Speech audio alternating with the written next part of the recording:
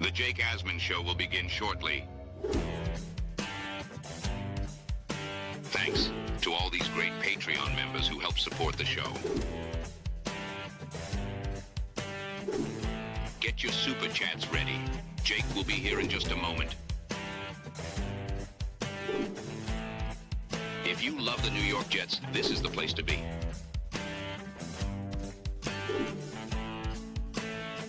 And now, the Jake Asman Show. The Jets draft class for Aaron Glenn and Darren Mougey is in the books. Let's check in with someone who knows all things Jets and knows a thing or two about the NFL draft. The latest on the New York Jets. Let's break it down. The Jake Asman Show starts right now. Man, our Jets are primed to win another offseason, baby. I got just the guy to get us going tonight.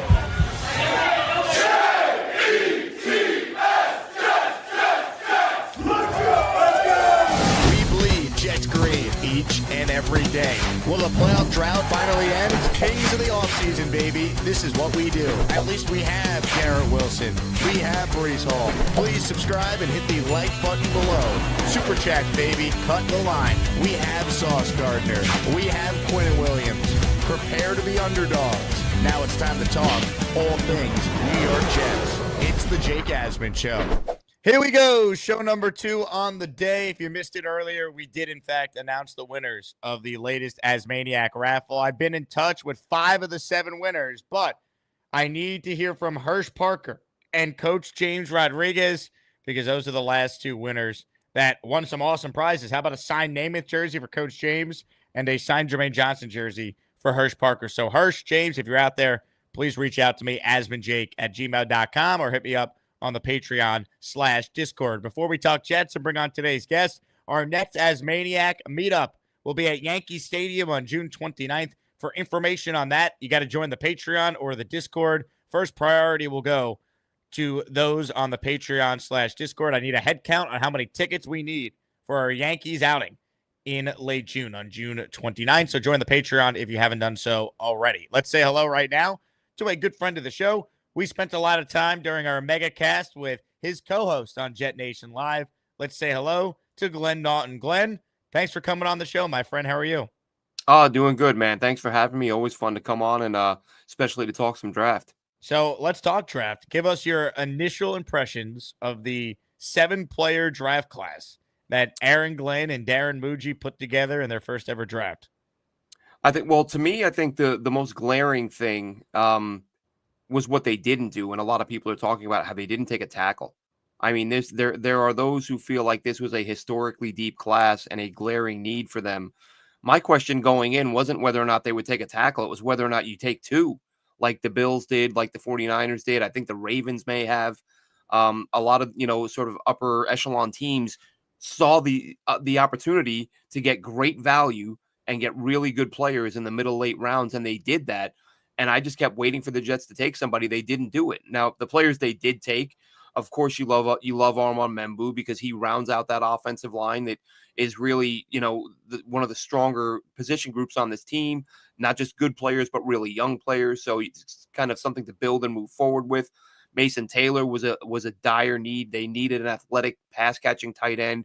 He's got good length. He's got good hands. Better blocker, I think, than advertised. Not great, but I think he's improved in that area, and that's something where he can continue to grow. Azariah Thomas, to me, was the first head scratcher. I'm looking at him, and I'm thinking, well, good player. You love his length. You love his physicality.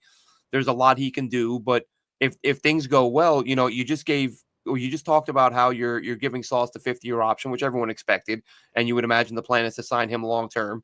You paid, $12 million a year for Stevens, which means to me that if those guys stay healthy, Thomas, it's not like he's a slot, not like he's got slot versatility. He's 6'2". So this is a guy that, barring injury, won't see the field a whole lot. And I'm sitting there watching this draft, looking at a guy like Jamari Caldwell or CJ West, guys who, explosive, big-bodied guys who move well, could really step in and develop next to Quinnen and be run stuffers for years to come, who can also collapse the pocket. And they pass on these guys. So, you had a couple of guys who could be day one starters, immediate contributors.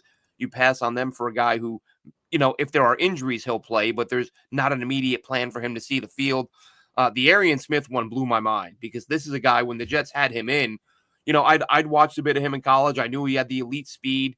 Once they had him in for a 30 visit and I dug deeper, I thought there's no way they're taking a guy who had 10 drops. Like maybe he's your 7th round guy that you say he's got the injury history, he's got the drops, but he's worth the risk with a 7th rounder because of how fast he is. NFL.com listed him as a priority free agent, round 7 likely option. Jets take him in the 4th. So that one really blew my mind. I think a lot of people were taken aback by that. The Malachi Moore pick I love. Talked about DT, but also safety was another spot. If you look at the history of the way the Lions did things with Aaron Glenn, they always took a safety at some point when it was a need, and he's done a really nice job of developing those guys. So Moore, he's obviously, we know Aaron Glenn has said in the past, he wants guys out of major programs who are proven winners, who just expect to win because, they lost 5 games in their college career, so Moore obviously fits that bill. Maui Goa, not a huge need, but not, they do need a little bit of depth at linebacker. Liked him a lot at Washington State. He, of course, transferred to Miami where he had a nice career. One of the bigger backers, like that was the one reason I thought they might take one because they've got some smaller backers. And if you look at Aaron Glenn's defense in Detroit, he always had a guy that was 230, 235 who would see a fair amount of playing time. And that's where Maui Goa comes in. And then Tyler Barron, funny story with him. I mentioned it when they took him. I was actually thinking about him randomly a couple of weeks ago and couldn't even remember the name. I was sitting there as I'm watching prospects, and I think it was because I saw an injury in a game I was watching. And I thought to myself, who was that guy in Tennessee that perfected like faking injuries to stop the clock? And I couldn't remember who it was. And then when the Jets draft him, I go into my archive. I've got thousands of player highlights. And I put his name in, and I see next to the name injured, questionable. Maybe he was hurt. But if you see the tweet I sent out, it was hilarious. I'm sure he did it 3 times. I found at least 2 where he's literally lined up. He's standing there, not moving, not doing anything. And he just collapses to the ground and grabs his ankle. And you could see there was panic on the defense. Like they had too many guys on the field. And he did that like 3 different times. I caught it. I just happened to catch him doing that. But other than that, aside from his acting skills, good all-around player, solid against the run, solid against the pass. I'm sure you've seen by now, 2nd best win rate in college football among edges. So he's a guy that they obviously like. They traded up to add him. And I think that he's a guy you look at and you wonder, is he Michael Clemens' replacement? Unless there's a plan to move Clemens inside or something along those lines. But I think he's the guy that comes in and takes in that Clemens role. You made a lot of good points breaking down each player there. I want to go back to what you were discussing with the pick in the 4th round, 110 overall, taking Smith, the wide receiver out of Georgia. Why do you think ultimately that was the decision they made in round 4? If everyone out there who does this for a living, right, puts together big boards, the consensus board, you just look at where he was ranked on that, it was in the, late 200s. Why do you believe the Jets felt like they needed to take that player at pick 110? I think sometimes, teams and coaches convince themselves, they look at the holes in a guy's game and they say, we can fix it.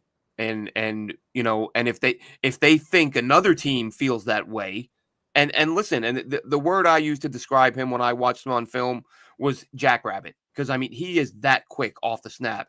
If you don't get a hand on him, he is going to burn you. And he did that consistently. You saw a number of big plays from him down the field. So they're probably looking at that and thinking, if we can fix this drop thing and get his drop rate, to where if he's dropping 4 balls a year, we can live with it. If he's dropping, he dropped 10 last year. And look, there are some that point to the fact that he's had some injuries, wrist injuries. Well, I get that point, but that's also not a great situation because he's got a long injury history. So it'd be one thing if it was a one-off. And, like I remember a couple of years ago, and of course we can look back now and say it didn't work out. But when the Jets drafted Denzel Mims, he had one season where his drop numbers were high, but he was recovering from a broken wrist and playing with a hand guard. So you kind of understand, all right, when he's not playing with a hand guard, it wasn't an issue. Now, obviously, he gets here and has a lot more issues. But with Smith, from what I've seen, I went back and watched one of his games today. I'm trying to remember which one it was. He had 3 drops and one in the end zone where he's wide open in the back of the end zone. The first one is actually the first play of the game. Carson Beck underthrew him a little bit. And honestly, the TV angle wasn't great. Neither was the All-22. I checked both. And somebody's holding up a banner, so you couldn't see exactly where it was. But the one in the end zone was a terrible drop. And it's just such a high number, and I have this nightmare scenario where I'm thinking, what if it's a big play and Justin Fields is trying to decide between Arian Smith and Alan Lazard? Who are you throwing to with the game on the line with the number of drops these two guys have accumulated? Yeah, it's just to me the most surprising pick. And look, I'm not going to go crazy over a 4th-round pick. It's day 3, but I do understand the bevy of criticism from a lot of Jet fans out there questioning it. To me, if they just flip-flopped what they did in this draft, right? They took Smith at 110 and they traded up for Malachi Moore. If they took Moore at 110 and traded up for Smith, I don't know if we look at it as crazy. We're like, hey, the Jets just wanted to make sure they got their speed guy. And I think the order of which they got to Smith then Moore, if it was reversed, I wonder if the outrage is what it is. No, it's a good point. And I often find myself wondering that when sometimes there is too much focus on where a guy went, if there's another option on the board that you could have replaced him with, and as you say, flip it, right? If they'd gotten him 20 picks later or 1 round later where he may have been on the board, people probably wouldn't mind as much. Like I said, to me, and it's obvious, look, the draft is done. I got to get over it. Maybe I will at some point. But the whole draft, I'm looking at the DTs while they're taking these other guys, and I'm like, you're passing on day 1 starters for backups. Like, What are you doing here?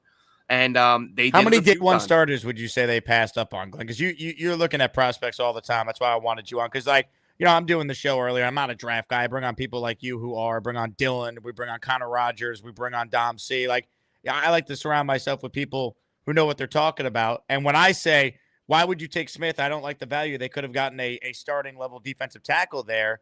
People are like, well, who? And then I say a couple names, and it's like, whoa, but you're actually living this year round. How many legitimate defensive tackle plug and play guys do you think the Jets passed up on throughout this draft? When I looked earlier, I counted at least 4 and trying to be generous. Now, one is a question, right? CJ West is one, Ty Robinson's another. The big one to me, and me and Dom C went back and forth on this guy because he was my favorite defensive player in the class, was Deion Walker, who went to the Bills. Now, he's a top 15, 20 talent, but I understand the teams being averse there because he apparently played with an injury this season. And he's when you're a 340-pound man and you have a back injury, I can understand the team taking you off their board. The Bills ended up jumping up over the Jets to take him. That was the second time Buffalo jumped them to take a DT. And Deion Walker is a guy who you look at his film, not this past year when he was injured and he was playing standing up and there was no motor and it just looked like a completely different guy. And I even said before it was leaked he had an injury. I think I said to Dom C, I said he had to be hurt this year because that is a completely different guy. You go back 2 years ago and he's a game-changing 350-pound guy who moves like a 300-pounder. Again, sort of a one-of-one unicorn type. But I would say those guys, I would say Robinson, I would say West, even Tonka Hemingway. I don't know if he's a day 1 starter, but I think he could have been an immediate contributor. So there are guys that could have stepped in and played early, and they passed on those guys, like I said, for backups who may develop and they may be really good players. And sometimes people get they take criticism of the approach as criticism of the player, which I'm not doing that. I'm not saying that I don't think Thomas will be a good player. And with Smith, I would have, as a day 3 pick, I would have been fine, or late day 3, I would have been fine with it. It's sort of where you took him and what you could have had in place of that. Hit the like button if you're just tuning in. More importantly, make sure you subscribe to this channel. We gave away 7 prizes on our first show today, and we're back with more. Ladies and gentlemen, our top prize in this week's Asmaniac Raffle is a full-size, that's right, full-size throwback Broadway Joe autographed helmet. You see the certificate of authentication on the left there. It is full-size. It is the helmet from 1966 to 1977 that the New York Jets rocked. You can see Broadway Joe rocking it in the photo. Gift away to be entered. Plus, the second place prize this week is a signed Justin Fields helmet. So from Hall of Famer Joe Willie to hopefully the next great, fingers crossed, Jet quarterback in Justin Fields. So Namath helmet, full size, is prize 1.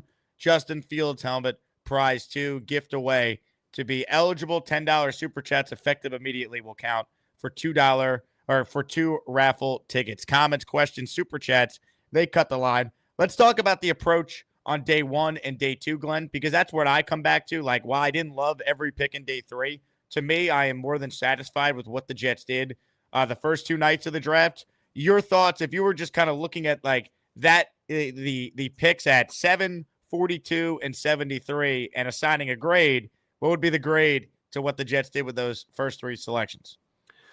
Well, again, for the players themselves, that's B plus type of territory, because you got Membu, who everyone expects to be a high level starter. You got Mason Taylor, who fills a gap. Really, I mean, listen, we're all hoping that with Justin Fields' arrival and with a new coaching staff, we're hoping the light will come on for Jeremy Ruckert. But as of right now, he's done so little that you can't really count on him for anything. Smart he's an intriguing young guy, but he hasn't done a whole lot. So you kind of wanted a highly touted, like I said, a guy who's got good length, a guy who moves well, and that's what Taylor gives you. Now, how they're going to deploy him, I think he can line up in a few different spots. I think he can be an H-back. I think he can be a slot. So I think he's a good value pick there, and sort of a range where I saw a lot of people picking him. I did see him mocked to the Jets in that spot a few times. And again, with Thomas, I think, again, you're getting a big physical corner, ridiculously long arms, both him and Sauce. You see where, passing windows are going to be really small for opposing quarterbacks when those guys are on the field together. So don't love the approach, but just from a pure talent standpoint, to me, that's no worse than a B plus with those three picks. 100%. Now, when you look at Membu, were you on the side of take Membu, or did you want Tyler Warren in that position? Honestly, I was fine with either. Like, they both made sense. They both were good value in that spot. I had no issue with it. I think a lot of the mocks and a lot of the, quote unquote insiders, I think they swayed my expectations. Like, for weeks, I did a mock with Fox Sports Radio a few weeks back, and I said Membu, and I was 100% thinking, if you want to get Justin Fields, give him that chance you're talking about, to give him an opportunity to just play quarterback and not have to worry about anything else. You get Membu. I think they're going to run the hell out of the ball, which he gives you the ability to do. So I was sold that it was him. But then a lot of these, again, the insiders and the mockers, it's going to be Warren. It's going to be Warren. So I didn't expect that, but I also didn't have a problem with it. I thought he's another guy, fills a role. Now, he's a superior blocker to Taylor, so he not only gives you that pass catcher at tight end, but he would have improved your run blocking all around as a unit. So I didn't have very strong feelings one way or the other. I think either of those guys would have been really good picks for what the Jets needed. Comments, questions, super chats, cut the line. Dylan says, Glenn is the real draft guru from Jet Nation. Shout out to you, Mr. Terriman. The big fellow wants to know, who's our number 2 receiver? Scary. And that to me is a legitimate thing right now. I mean, I think their number 2 pass catcher is probably Mason Taylor if it all goes well. Breece Hall is probably their second best, just pure pass catcher right now, and he's a running back. I mean, you got Garrett and a bunch of unknowns. It's why I've been pounding the table, and I will continue to do so for the Jets now to sign a legit veteran to add to that room. Amari Cooper is still out there. Keenan Allen is still out there. I think they should take a flyer on a 1-year deal for one of those guys just to add somebody else of stature to that room. That's the thing. I mean, you kind of just have to have a legit competition, because it's not like you've got a couple of studs lined up there. You obviously you reworked Lazard's deal so that you could keep him on board, which I don't think a lot of people saw that coming. And I don't think Corley would ever be a 2. My hope is that he'll be a factor as a slot guy, because last season obviously just didn't get the opportunities, and we knew coming out that he needed he needed refinement, his route running, all that stuff. But I think a lot of us felt like, well, you draft him, you work him in and let him do the things he's good at, and while you develop the rest of his game. And that coaching staff just said, no, we're not going to do that. We're just going to nail this kid to the bench all year, and he's not going to develop. So you hope that it was more the coaching and not the player, which would give you, again, not a true number 2 receiver, but another legitimate receiving option. But as far as who wins that number 2 job, you got a few guys who nobody to me stands out as like, this guy's your clear number 2. Yeah, to me, I mean, I know they added Smith to it, but he can't catch. So they still have the slowest wide receiver room in the NFL. Like, they added some speed with Smith, but who knows how often he'll even be able to get on the field as a rookie. I mean, you're one injury to Garrett Wilson from just being screwed. So I just think they need to add a legitimate receiver at some point here. I get some of the arguments from people, well, they're going to run a lot more with Fields and they'll throw to the tight end a lot. So, how many receptions is a wide receiver 2 really going to get? But, like, I'm thinking about, like, I don't want to think through that lens. I want to add talent when Yeah. I can to a room that right now has Josh Reynolds and Alan Lazard as our top pass catchers behind Garrett Wilson. Like, that's not acceptable in 2025. Yeah, and you still have to, even if you're not going to throw the ball a lot, you've got to have somewhat of a threat. You've got to have somebody that other teams worry about to some degree. And that's the Jets just don't have that right now, and they're just going to blanket Garrett Wilson. And good luck to him getting any catches. I know he's got the history with Justin Fields, but as we've seen with Justin Fields and we've seen with other quarterbacks, other college quarterbacks, they come out of these programs like Ohio State where they're so loaded that their throwing windows are just they're unrealistic. They're making video game throws. You know what I mean? Just drop back and heave it because Garrett Wilson's going to beat the DB by 12 yards. Then you get to the pros. You go back and you watch Justin Fields from last year, and there were some good throws sprinkled in there, but a lot of his throws he relied so heavily on George Pickens because George Pickens has this insane catch radius where even if you're off target, he's going to pull it in. Even more so than Garrett Wilson is. As good as Garrett Wilson is, I don't think anybody goes and gets it like Pickens does. He's like a freak of nature with the way he can go get the ball. So having Garrett Wilson, who again is likely going to be doubled an awful lot, I don't know who Justin Fields is going to lean on. That could be part of their thinking too with Smith. Is that one thing about Fields is he does throw a good deep ball more often than not. So if you get a guy who's going to be wide open, now is he going to catch it? That becomes the concern, obviously. But I can see where they think if we pair this burner, this guy who's running in the 4.3s, and pair him with the guy who throws a really nice deep ball, we might be able to at least open things up on offense. What did you make of the Breece Hall trade rumors? The fact that the draft has come and gone, he was not dealt, and then Darren Mougey, after night one, shut down any trade talk, saying that he has not had any team reach out to him about Breece Hall and that he's on the team. Yeah, it's really weird, right? Like I know smoke gets floated out there and stuff gets made up, but for multiple sources to say he was being shopped, it's not shocking. Like I don't want Breece Hall traded, but I know Rick Spielman, he's in that front office now. I know he loved Braylon Allen, and we know Breece has got, a year left on his deal, and running backs in this league do get replaced. The biggest reason I didn't want to deal for Breece Hall is I feel like his value will never be lower. Like, I just feel like he's so much better than what we've seen, and a lot of that is the product of coaching. Look how many games last year where he's getting 7, 8 carries, 9 carries, 12 carries. And I think a lot of that was you had a quarterback who just wanted to throw the ball. So, even, people knock Breece a lot for, he's never hit 1,000 yards. He hasn't. But really, if you look at his numbers last year after Hackett was removed as OC, he's at 4.5 yards a carry every single week. I think he had one game, maybe the Pittsburgh game, where he was sub 4.5 a carry. And that extrapolated over season, that's a really good year if you're getting 20, 25 carries a game. But that just hasn't been the case. So I think his value is as low as it'll get. If you're going to deal him, fine, deal him. But I look at him as more of a trade deadline guy this year. Right. Like, use him as your feature back, let him break out, and then a team loses a running back in the playoff hunt, and now you're getting a 3 instead of settling for a 5 or a 6.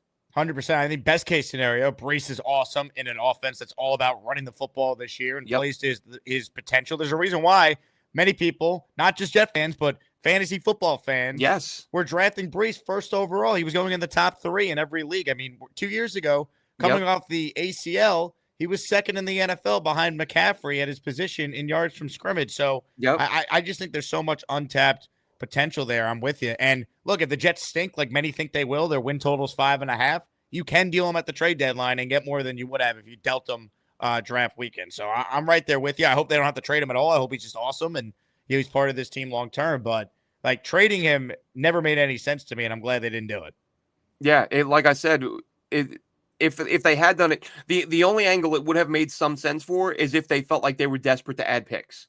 And, you've only got so many guys on your roster who can get you a pick, who you're willing to trade, who's expendable, all that stuff. So if they'd come down to it and said, look, we had a chance to add 2 more draft picks, and so we made this move, I'm not saying I would have liked it, but I understand that logic. But it's not uncommon for GMs, coaches to come out and, no, we were never shopping the guy. I remember one of my favorites. It's kind of stuck with me over the years. Every time I hear a GM talk about how much they like a guy, I think back to when Parcells took over and he added Curtis Martin through free agency, and they asked him, now you have what happens with Adrian Morrell. Oh, Now we're in good shape because we have a really good stable of running backs, was his exact quote. And I think it was 4.5 minutes later they traded Adrian Morrell. I mean, they clearly, that was the plan, and that's just the way teams operate. They don't always say, yeah, we're going to dump this guy now. But sometimes you talk to teams and you don't want it to be public knowledge. Comments, questions, super chats. Hit the like button if you haven't. We're talking with Glenn Naughton, who does a great job covering the Jets, talking draft year-round, Jet Nation Live. So definitely check that out. If you've seen Dylan Terraman on our show, this is Dylan's co-host a lot on Jet Nation. So definitely check out their awesome work. Aaron checks in with an Asmaniac super chat. No one's gifted a membership yet. Reminder, you get the membership, you're entered to win the full-size Joe Namath helmet and the Justin Fields autographed helmet. Aaron says, keep hearing we are reaching. Don't think there's a huge talent gap between players picked in the 3rd through 6th round, especially in this draft. Let them cook. Glenn, what would you say to Aaron, who doesn't think there's a big drop-off in the talent? Well, again, I do think Smith was a reach. I think when you're talking about a guy who's got injury history and drop issues, that's normally enough to knock a guy down the draft board. Like I said, they become your traits picks, right? The guys that you say, well, they have too many issues to take in the first 3, 4, 5 rounds. You get him at the back end of day 3. Again, where he was projected, to be a 7th rounder or a priority free agent. As far as Tyler Barron and Mougey, those guys went where you would expect. I think Smith is really the only guy, at least that I'm hearing, or that I feel, where there was a reach. Like I said, I don't think Thomas was a reach. I just think Thomas was the wrong position. But that's just me. And again, you've got a brand new head coach who played corner. He's going to lean corner a little bit if he sees one that he likes, which I totally understand. I think they wanted Kyle Williams, and he went the pick before. I think maybe that, and then rather than reach on a different player just because it was a need, it's, hey, we have a very high grade on this guy. He's a 2nd round talent, late 1st round talent in all these mock drafts. Oh, he ran a slow 40. Well, we have a way higher grade on him. Let's just take him. It's a premium position. And when it comes to corner play, like, I'll lean on Glenn for that. I don't know if he's a good head coach. He's never coached before, but we know he was an all-pro corner, and we know that he was a really good defensive coordinator. If he wanted a corner, like, I don't know, the more I watch Thomas, the more I'm like, yep, I see it. That's an Aaron Glenn player. Yeah, like I said, the player himself, I like a lot. He's really good in terms of being that. You mentioned the slow 40, which people talk about, but we've seen big corners who run slow 40s have good careers. It's not, people fall a little bit too much in love with the 40 times. I think one way I heard it put about him was, and it's I can see where some people would knock this because teams will try to create these mismatches, but I heard one analyst say, just make sure he travels and have him cover the other team's biggest receiver. And he's going to make that guy's life miserable. Right. You don't want him covering Tyreek Hill. You know what I mean? You don't want him covering those, the small 4-3 burners. So I understand where they're coming from on that, but obviously those things are going to happen. He's going to have to figure out a way to get it done. But yeah, I can see him being a really, really fun matchup when you're facing, these bigger, longer receivers and guarding them. And that's it. You say what? I think it was a 4.53. I think he ran, or a 4.58. But you watch him on film, and he's running with much faster guys. So some guys just they get pumped up on game day, and they're able to do a little bit more than they're able to do in shorts in a dome. 100%. We're talking with Glenn Naughton. If you have a question for Glenn, he's the guy you want to ask it to, involving anything Jets, anything draft. So super chat it in. It cuts the line, and we'll go first. Before we get to more of your questions and mix in some calls, let's pause to talk about today's sponsor, The Perfect Jean. Trust me, you'll never go back to your Levi's after you try these. The Perfect Jean is known for its unique denim fabric that stretches for comfort when you're on the go. I want to feel comfortable in my jeans. The Perfect Jean provides a size for everyone. You can literally choose the color, style, and size. It doesn't get any easier than buying these jeans. Do yourself a favor and stop wasting money on jeans that you'll stop wearing after one wash. Get the Perfect Jean. That's right. Save 15% right now. Code ASMAN15 at theperfectjean.nyc/ASMAN15. I've been rocking perfect jeans for over a year already. Summer's coming up. You're going to want a new pair of jeans for a limited time. Once again, you see it there on the screen. That promo code will get you 15% off your first order plus free shipping. So take advantage. Perfect Jean. They got all types of jeans, different sizes, different shapes for big fellas, for little fellas. Check it out. They are my official jean, and they should be yours too. The Perfect Jean, 15% off with code ASMAN15 at checkout. Click the link in the description or the pinned comment, and it will take you right to their site. Once again, shout out to The Perfect Jean for being today's presenting sponsor. Let's bring Glenn back on the show, and let's get to more of your questions on the Jets and everything going on with this draft class.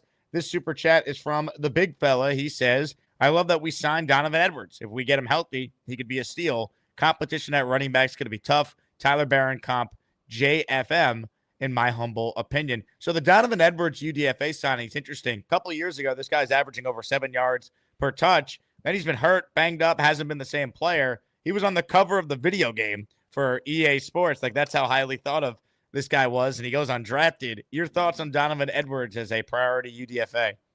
Yeah, he's that was the first thing I said when they grabbed him. I tweeted out, I said 2 years ago, this guy was a lock to get drafted. I think he was at 7.3 a carry or something like that, which is just absurd. Even with playing at Michigan with that fantastic offensive line they had, you're still playing, very high level competition. The guy, he's explosive. He's got great agility. It has been the injuries that have slowed him down a bit. I think he was 5.2 a carry or something last year. That might be his career number. But yeah, 2 years ago, I thought this guy's a top 50, top 100 pick. To see him go undrafted was really, really surprising. Do you see any JFM in Tyler Barron? I feel like Barron is a little bit quicker. JFM, the frame is a little bit different, a little bit bigger up top, but I do see the similarity in that, as I said at the top with him, I think he's going to be a guy who can be solid against the run and the pass. He's not really, sometimes you bring these late round guys in and maybe it's a run stuffer and maybe it's a pass rush specialist, but these guys that have holes in their game and you're limited in how you can use them. So the JFM comp is appropriate in that you use JFM against the run, against the pass, and you didn't feel like you were losing anything when you did it. And I feel like Barron can be the same type of guy. Wild Wave. Mougey will learn, didn't have an assistant GM, a director, or personnel. I mean, let's stop right there, Wild Wave. He had Rick Spielman in the room with him. What are we talking about? Yeah, he did. How we doing there, Wild Wave? That was Spielman was brought in for that exact reason. Glenn, obviously, first-time coach, first-time GM. So I think that's part of the reason they brought Spielman in. And we'll see. This is where it gets a little dicey, where I think I've heard a lot of people say, and I don't think it's that far off base, that Aaron Glenn was probably the driving force behind a lot of these picks, given 100%. His sort of, given his personality. He's the alpha. Mougey's making the picks, but it's every front office is different, and this one, just like I said, it's not even just me. Like, that was my feeling. But I've seen a lot of people say, like, Aaron Glenn's making these picks. I'm sure that is the case. Hopefully, listen, the hope is that they both learn and grow together, and they're both here for 15 years. Yeah, I mean, it just felt like day 3 was like a first-time GM just taking players and having no sense of, like, the draft board on how to navigate that day. Like, let's be real. Darren Mougey, like, he'll get credit if Membu's awesome, but, like, you're supposed to hit on this number 7 pick. Like, you or I could have taken Armand Membu or Tyler Warren at 7. Like, he was the rumored guy. That's who they took. Like, Mason Taylor was mocked by many to go to the Jets at 42. Like, you'll learn about Mougey based on, well, how does Thomas pan out? How do any of these UDFAs translate? If they turn Smith into a real player, wow, no one saw that. Great job. Like, that's the stuff that we'll learn about Mougey and his ability to be a GM. Yeah, and it's clear, whether it was Mougey's vision or Aaron Glenn's vision, a couple of those UDFAs, sort of 4.4 and sub 4.4 40s. So they're clearly looking to add a guy who can, complement. So the Garrett Wilson's not the only guy on the field that can run past the defense and add a guy on the other side of the field or in the slot to give you a big play threat. So, it's always fun to watch how these competitions, how they transpire once camp kicks off. Comments, questions, super chats. We'll cut the line. Hit the like button if you're just tuning in. Reminder, the show's available in podcast form. Just search Jake Asman Show, and you can hear the show however you want to listen to your podcast, Apple and or Spotify. So check it out if you are interested.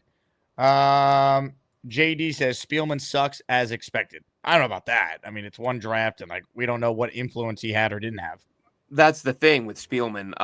I became a fan of his over the last year or so. I was a huge fan of his pod on CBS Sports with the first pick, and that's why it was nice that I'd listen to almost every episode over the past couple of years, and got a lot of his thoughts on these players. But again, we don't know the influence and in what capacity. As he said, from the moment he was hired, he made it very clear, I have no authority. I have none. Like, he is there to advise. And so, maybe they leaned on him in certain spots, but, perfect example is the fact that Spielman sort of was known to have this belief during his time in Minnesota that he wanted to come out of every draft with 10 picks, at least 10 picks. And he often did. And you look at George Payton, who learned under Spielman, and the way he was in Denver, his first couple drafts, he had 10 picks. Now that changed when Sean Payton came in and got involved. But I really expected the Jets at some point to move down. And again, with the Breece Hall rumors, I thought, well, maybe that's how they're trying to get to 10. I thought we were going to see that transpire.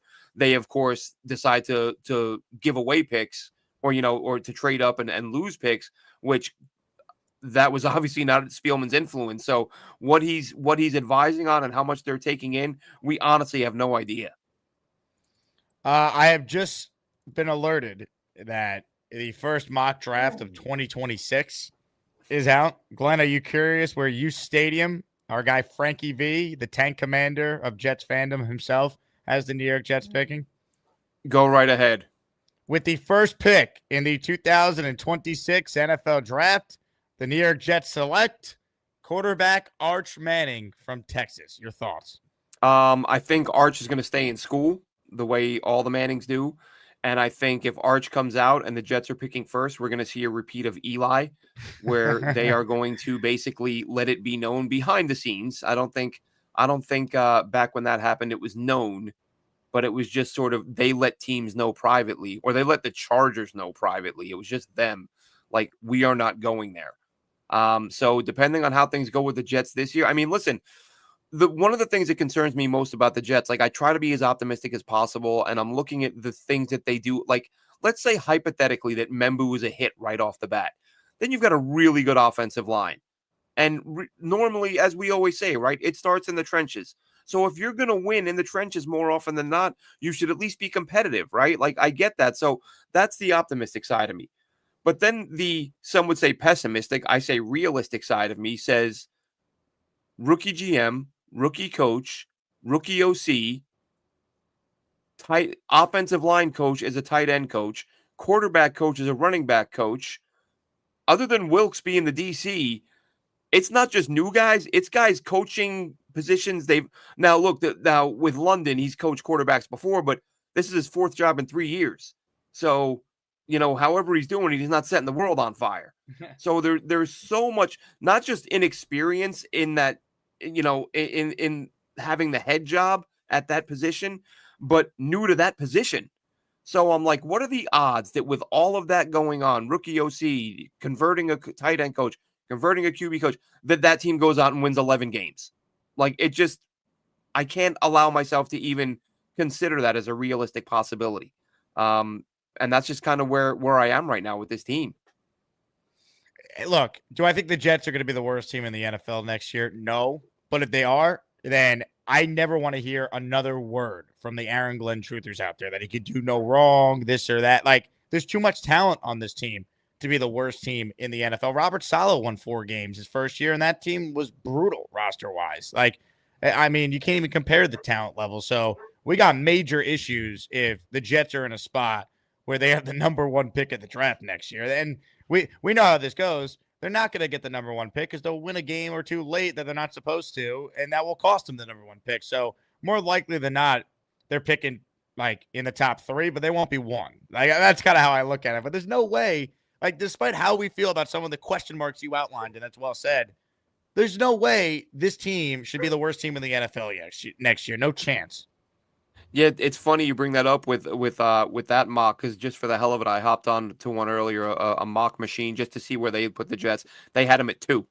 The Jets were picking 2nd, so maybe they won't be the worst team, Jake. Maybe they'll be coming in at 2, and with their luck, Arch would come out, and he will go 1, but I don't see that happening. But people love their mock drafts, and they love hopping on as soon as the draft ends to do next year's.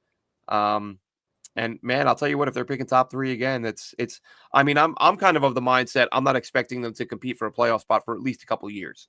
So I'm preparing myself for that. And I mean, they got to be competing for a playoff spot by the end of the year too, no? I mean, you think Glenn's going to get 3 years if they're not even close to competing for a playoff spot in the first 2? Well, that's the thing. It's going to, when we say competing, like, it's going to depend on how it unfolds, right? If you go from 4 wins to 8 wins, and you're moving forward, then I think they get a little bit of leeway. If you go 5 wins, 6 wins, 6 wins, then you're gone. 4 wins, 8 wins, 10, 11 wins, then you keep your job. Yeah, I mean, so much of like your record, it's like how you got to that record. Like the Jets in 2022, they were 7-10, but at one point they were 6-3 and 7-4, and then collapsed and finished 7-10. So like, there's different ways to get to your record. 2023, they were 7-10, but it was a different kind of 7-10. So I'm with you there. And even this year, right? Everything is so unpredictable. Like, who would have thought that? I mean, really, a lot went wrong this season, but it really started to go off the rails with Zerline missing kicks. Mm-hmm. And it's like, guys, 35 out of 38 the year before. You're like, well, there's one thing we don't have to worry about. We're set at kicker. Let's fix the things we need to work on. And then doink, doink, doink, doink. And all of a sudden you're sitting there. You just lost 2-3 games. You should have won. And deep down, like, we're probably out of the playoffs. It's not week 6 or 7 yet, and we're out of the playoffs. Yep. And if this guy hits 2 or 3 of these kicks, we're on pace, because I expected a slow start with Rodgers with the ankle. I thought I thought if they were going to lose a few games, it'd be early on with Rodgers coming back from the Achilles and getting off to a slow start, which he also did. But they still played well enough to win, if not for the missed kicks. And then obviously it just snowballed once Salah got fired. I think some players, look, people don't want to hear it, but these guys are human beings, and I think the effort kind of started to lack once Salah got fired, because they felt like he was our guy. This isn't his fault. And I think the effort kind of waned a little bit, and then it just gets worse from there. 100%. But yet people want to blame 5-12 all on one man, that being Aaron Rodgers, and don't put any nuance or it drives me crazy. It's like this team should not have won 5 games this past. Oh, Rodgers, 5 games. We got to get. It's like, did you watch the games? Like, they led the NFL in fourth quarter losses. Like, that means they had the lead in the fourth quarter to do that. It drives me crazy. So I think they're going to be better than, worst team in the NFL, but there's a reason why their win total is only at 5.5. The roster is not better now than it was a year ago, at least not in my opinion. Yeah, and so much of it, as always, right? It's going to come down to the quarterback, or largely the quarterback. That's why. And look, we'll see what happens. But I honestly was shocked when I saw the QB coach hire. When I thought, obviously I didn't know who the guy was, and you read up on him, and you think, oh, he was a running back, and then he was a running backs coach. And then he moved over to quarterbacks 3-4 years ago, and he's now on his 3rd team in 4 years.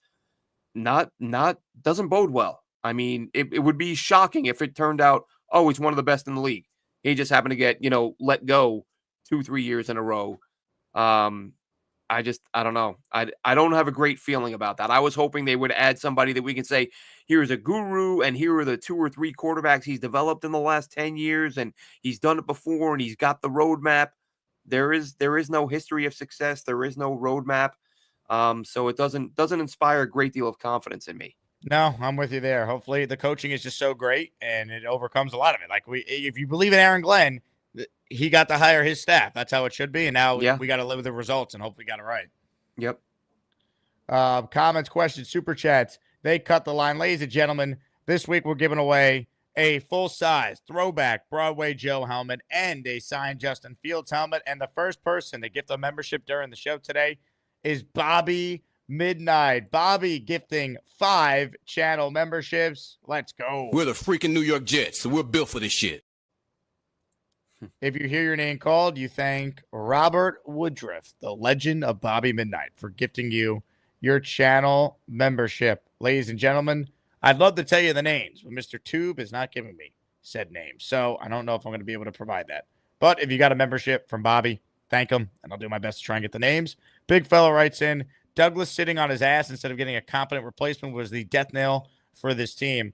I mean, if they replace Zerline sooner, who knows what the season would have looked like. I mean, we'll never know.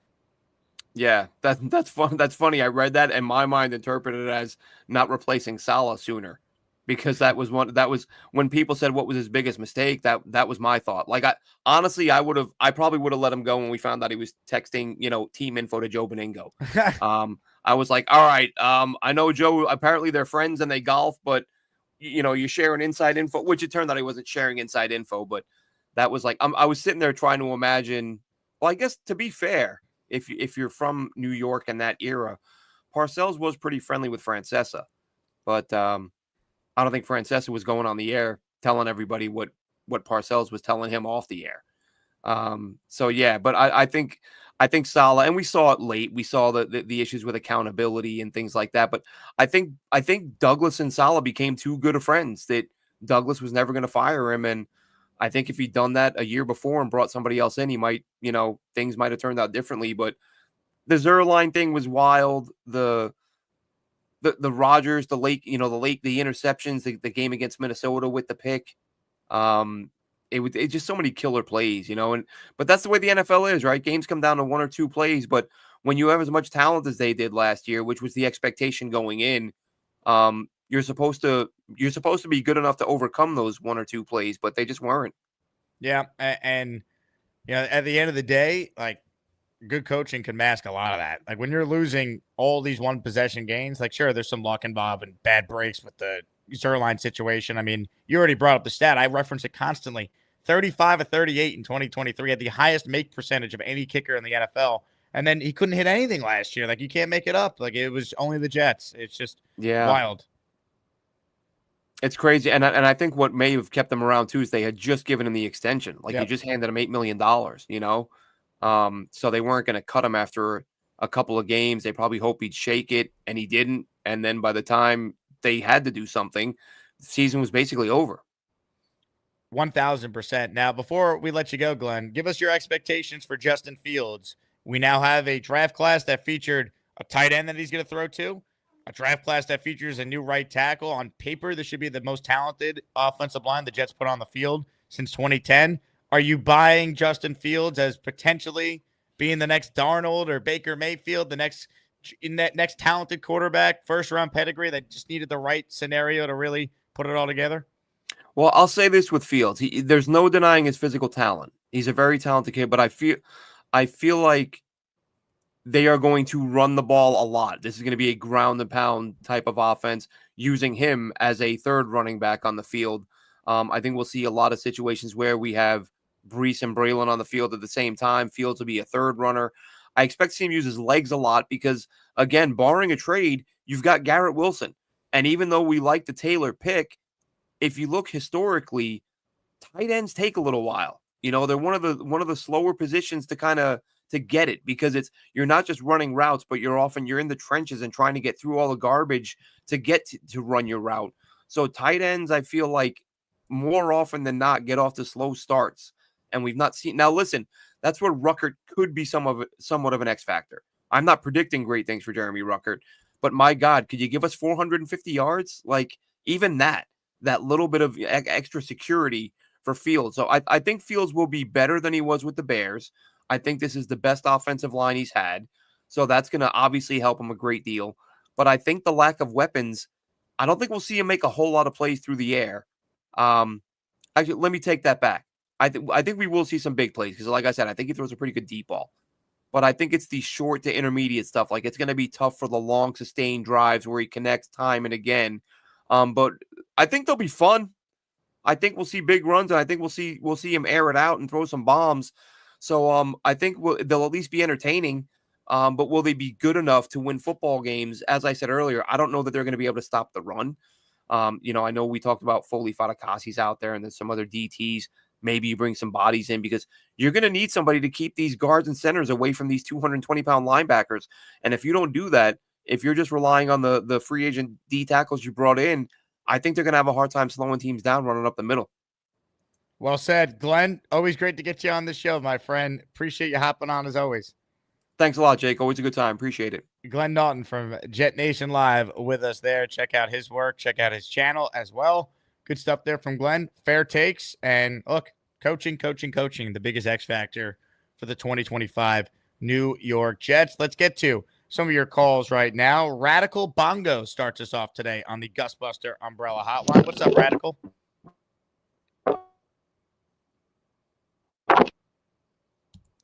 Call back when you're not on headphones. Sounds like crap and it's windy. Rich's Man Bun is up next. Hello, Rich. Hey, Jake. How's it going? What's up, Rich? How are you? I'm good, man. I really liked our draft. I didn't really like the day 3 of the draft, but I thought day 1 and 2 we nailed it pretty great, man. I think the team's gonna look a lot better. I'm excited. When you say a lot better, do you think this team has a chance to be a playoff team? Like, how optimistic are you? That's such a good question. I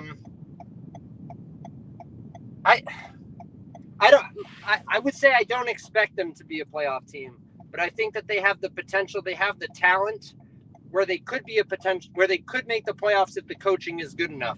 I'm not going to expect them to make the playoffs until I see the good coaching though. So that's where I would say I sit. Yeah, 100%. Look, I think best case scenario, they're a wild card team. I think more likely than not, they're probably not, but they should at least be better than last year if the coaching's a lot better, even if the roster overall might not be as good. Yeah, that's what I think too. But I think the roster is gonna be better. I mean, even though the receiving core is gonna be a lot worse, the line looks really good on paper. I think tight end is gonna be much better for us. And I think Saleh was a weak coach. I think Aaron Glenn as the coach is gonna make a big difference. I still think you're right though. I don't think we're at the playoffs just yet, but I love the first 2 picks, man. That was freaking awesome. And tackles are hard to come by. Tight ends, we've had a huge hole for a long time. If you get a guy who can play at tight end and you get a good guy at tackle, those are 2 huge needs that we just filled that can absolutely add a ton to the offense. So 100%. I'm excited, man. Rich, how's the man bun? You know, I cut it shorter recently. I don't know if you guys can see it, but it's still there, and it's doing well. It's thriving. It's strong, but it's under control now. Hell yeah. I love it, Rich. I appreciate you calling in and updating us. Absolutely. Good to see you, Jake. Have a good one, brother. Rich's man bun checking in. Love it. Good call from Rich. Look, I think there's definitely some reasons to be optimistic. Offensive line is a real strength. Good offensive line. Have a good running back room. I think they have a pretty solid tight end in Taylor. They do have a number 1 receiver. Like, they should have a functioning offense. The defense can't be worse. It's just, are you going to get enough from a quarterback standpoint to win games? Because, like, as much as we all want to run the ball, you still need a quarterback to make plays. Open phone lines for those of you who want in. Let's see if Radical Bongo's audio is a little better this time. What's up, Bongos? Hey, Jake, can you hear me better? Yes, sir. Much better, man. Awesome. Hey, congrats on the draft. You pulled it off, man. But I just want to ask, do a quick little, what's up with Quantez Stiggers? Do you think he's going to have any more playing time this year than last year? Sorry, I'm out of breath. I'm out here jogging, but I love yeah, it. just want to know about Stiggers and what you're thinking about him this year. Yeah, new regime coming in, so I don't know how they felt about him. Obviously, you know, his roster spot, I would say, is not secure. Yeah, they drafted a corner. They drafted another safety. I think Stiggers is a guy who probably could play both corner and safety. So I think he's going to have to earn a spot on the team. What was he, a 5th-round pick by the Jets last year? So nothing guaranteed. Now, I like Stiggers. I hope that he has a great camp and he's on this roster. But you look at, you know, his positioning.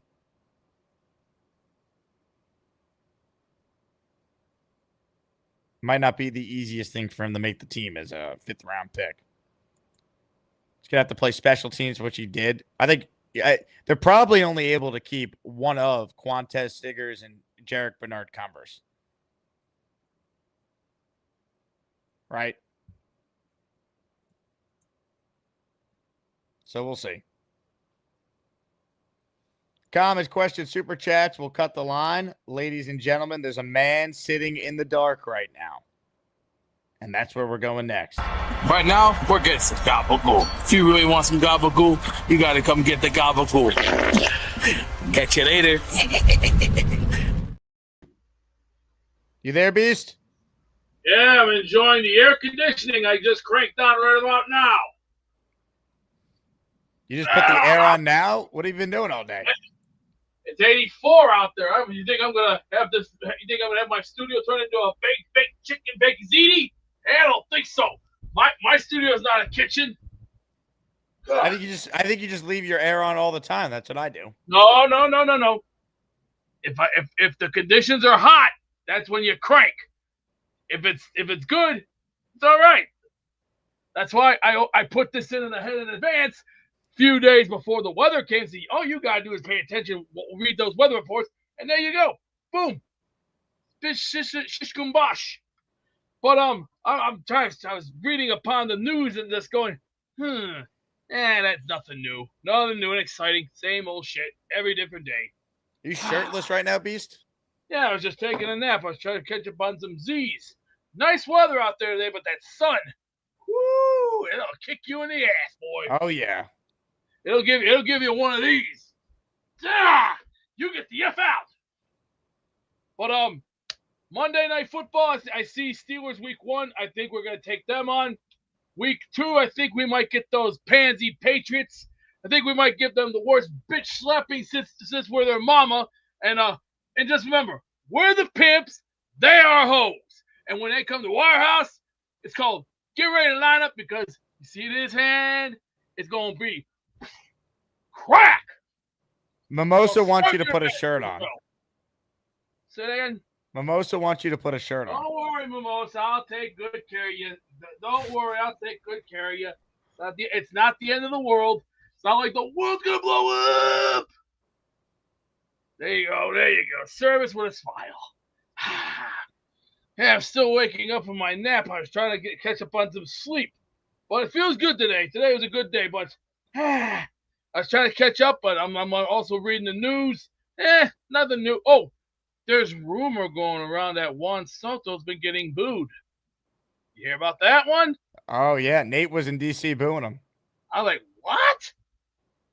The New York Yankees get rid of this fart, and then he goes to the Mets and gets booed? Wow. Wow. Well, it kind of reminds me of when Roger Maris got called. What was it? I remember what he said 60. He's like, hey, maybe I'm not the New York kind of guy. Maybe I'm just some dumb redneck from North Dakota.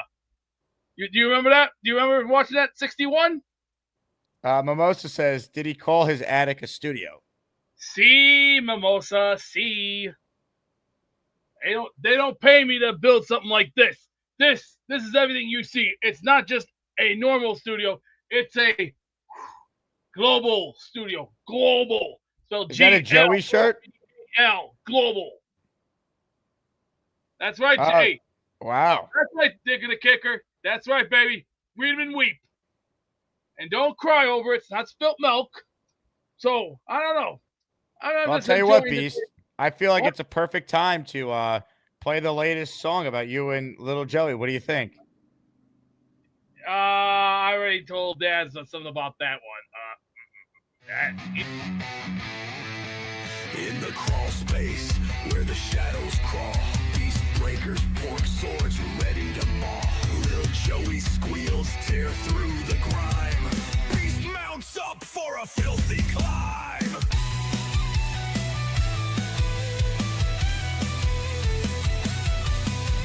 Grease slick hands and gabagool breath. Beast rides high on the hog of death. Little Joey's bucket can't break the tide. Thrashing and bashing on a piggyback ride. Splinters bite and the beams collapse. Joey's back arching under Beast's grasp. Moonlight ripping through mold and dust. Two beasts grinding in attic lust. Beast rides high on the hog of death. Little Joey's bucket can't break the tide. Thrashing and bashing on a piggyback ride. Say what? Pretty good. And right now, what? So that was pretty good by Daz. Except for certain things. I mean, guinea pigs, they are prey animals. They only like certain things, but my guinea pig does not like Halloween, and neither do I. I don't like Halloween. Wait, where's Little Joey right now? Nap time. He just had his dinner. He had his cucumber. One of these little things. The seedless version, 95 cents. He only eats one cucumber? No, I generally cut him like 5 or 6 of them. 6 is enough. That's seedless. Seedless is cheap, and plus, you know what you see is what you get. And if Juan Soto continue to get booed, you think the Mets might get rid of that bum? Oh yeah, they're definitely gonna get rid of him. Yeah, and where are they gonna send him?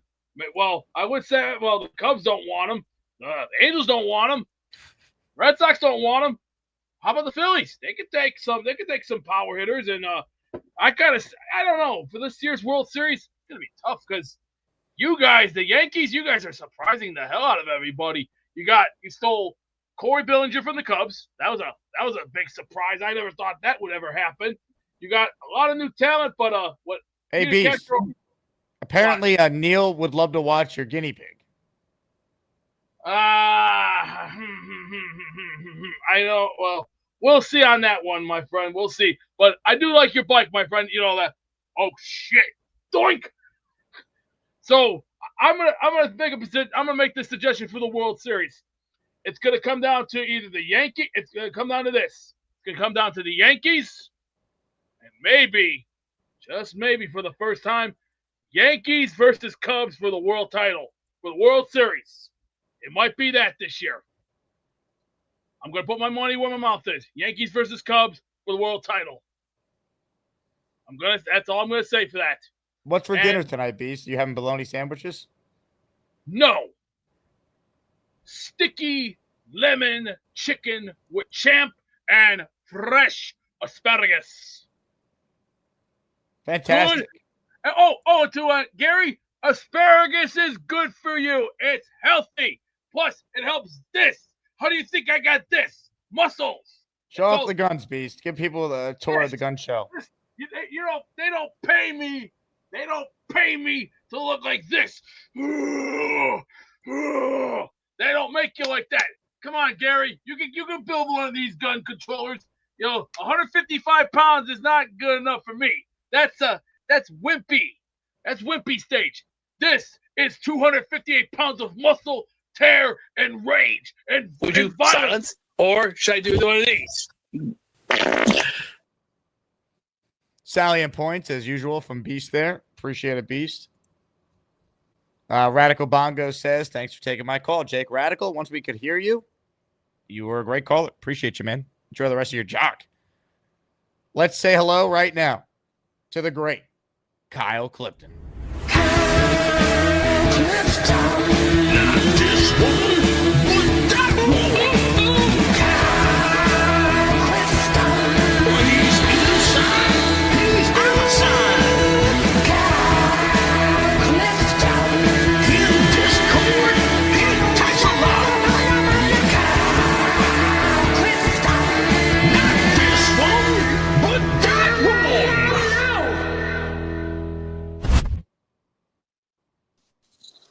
I'm glad I wasn't drinking anything just now because my guinea pig does not like Halloween. Is like one of those things you find on Mad Libs, those things where you kind of put the random things in just to see how the story goes. It's a great line. Yeah, I mean, I promise this is going to be the last time I talk about the fourth rounder. I promise. It's going to be hilarious if this guy's amazing and He's like all gonna the be other awesome. picks suck. It'll be the best pick for this draft, and all the other ones are going to be bust. My karma is going to will it into existence. Like, why not Gunnar Helm there? Right? That's a guy that is kind of in the mold a little bit of, Taylor. I think like he might be like Taylor light, right? Like physically Taylor light, but like the same like type of attributes and stuff. Like if we're gonna spend 35-40% of our time in 12, why not do that? Or if you're gonna spend later picks or go into future years, why not come up a little bit and get yourself a true third round value from that spot? After today, I'm letting it go. And I hope this guy is awesome. It just seems like if you wanted a gunner in round 4, take the gunner with an A at the end. That's kind of how I feel about it. Yeah, I wouldn't have had a problem with that. I don't know. My bigger gripe is no DT. Like, come on. Best defensive tackle class we've ever had, and we don't at least take our chance on one of these guys. Now, I will say the market was much more efficient than it has been in past years. There were some guys that I thought would be there that weren't. But I mean, Jordan Farmer was a guy that you know I kind of liked. A lot of people like Robinson, who went the next pick. Like, and I don't know how they would have felt about some of these other guys that like Kyle Williams and Dante Thornton if they had just spent the little capital go up there to get someone who has shown it a little bit at the college level. That's it. I'm not going to dwell on this anymore. I promise. It's the Asmania deserves better. I like it, Kyle. You care about the draft more than most. You follow it year round. You're passionate about it. Never apologize for your opinion. Right. I'll talk to you soon, Jake. Ladies and gentlemen, the great Kyle Clifford. We're the freaking New York Jets, so we're built for this shit.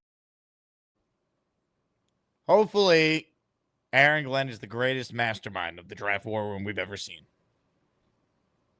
Henny in the house. On another note, how about them Knicks? Cat turned into Dominican Kobe the last 2 minutes, and them bum-ass Pistons want to be the bad boys so bad. I don't know if you caught the first show today, Henny, but hell yeah, man. I was rocking my Knicks gear. I'll be at the game tomorrow night. Hopefully watch the Knicks close them out in 5. Yeah, I was thinking about this. The Knicks haven't closed out a playoff series at home since the year they beat Indiana to go to the conference or to go to the NBA Finals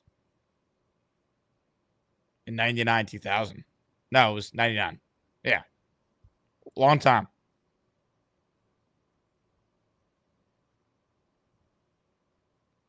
So we will see. Comments, questions, super chats, cut the line.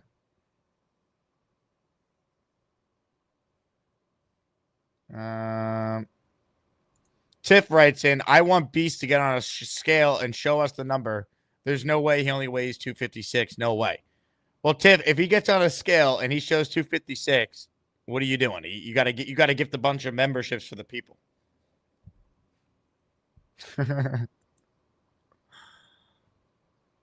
Eric says, Knicks give me hope for the Jets. Yeah.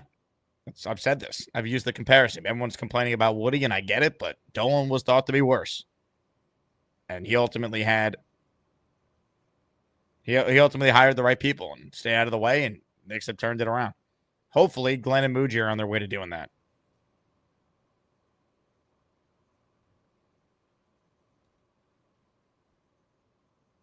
Ladies and gentlemen, let's give Beast a chance to respond to the allegations. Beast, your thoughts on Tiff saying you're not 256? I'm sorry to say this. I am 258. Get over it. Go outside and get a goddamn tan. Go take a walk. Go do something with your. Go play baseball or something. Or go play traffic or something. Go do something with your life. I've had my fun. Go out and enjoy the rest of the day. Jesus Christ. Dude, why are you all worried about my weight? I look goddamn fine and freaking normal. Damn you people. Like, don't you have anything else better than bitch at and whine and piss and moan over? I'm perfectly normal. I am at 258. I'm fine. Just let me be myself. Jesus. Holy cow. Can you people cannot get any more dumber than a box of rocks or dumber than a bag of bricks? Holy Jesus. Now, enough is enough. Hey, Beast, let me bring in my health expert. He's our expert on all things dieting stuff. Hold on. Gas station pizza is better than a Big Mac. Bro, you're 320. Are you? You're 320. You're 5'8". You're 5'8". You're 320. You haven't been 258 since sophomore year of high school. Do Dave Brigg on you. Do not make me do Dave Brigg on. I'm already in fire mode, ready to strike first. Because let me just say this, for your information, don't make me do Brigg on you. Saying, you don't make no stinking goddamn sense. You don't. That may be. Let me just be my damn self. You don't like to be bro. I am buff, and I got more stuff than what people can't do on their best day. They could lace my boots, carry my bags, or touch my jock strap. Put it in the bank and smoke it. Damn it. You think you're 258 and you think you're 258 and you're buff? Hey, I'm perfectly fine. You know what's unbelievable about that? There are women who are like 5'8", 110 pounds who walk around and think they're obese, right? Like anorexic chick. This guy thinks he's buff. It's crazy. Like the brain is a crazy place. Gary, you want me? 5'8", 258, and I'm buff. I can go full Burger attack and just say I don't want to. You don't make any sense.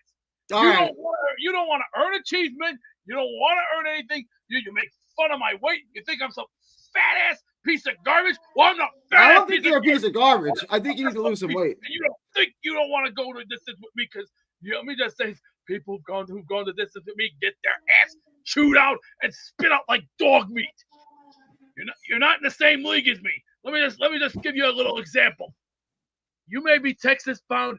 I'm East Coast bound.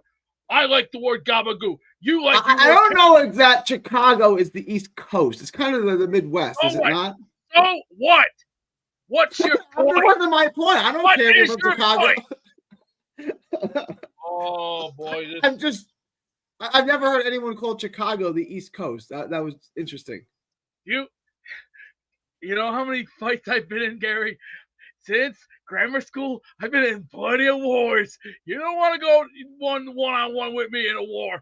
I will send out heavy nuke combat on you like you would never, ever get the likes or see of. So just let me just give you a little hint. I mean, you got to do what you got to do, Beast.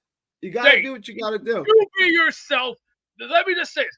Be yourself. Do what you need to do. Let me worry about myself and let me worry about my life. You do what you need to do. And I'm going to do what I'm going to do. That's a quote from Doc Emmett O'Brien from Back to the Future Part 3. Learn to hear that once in a while. Holy cow. Unbelievable. Jake, I'm about ready to go take some headache pills and take a nap and enjoy the rest of this day before don't take any headache pills. Just drink a bunch of water, maybe get a nap. You don't need headache pills. Hey. I got my Minute Maid.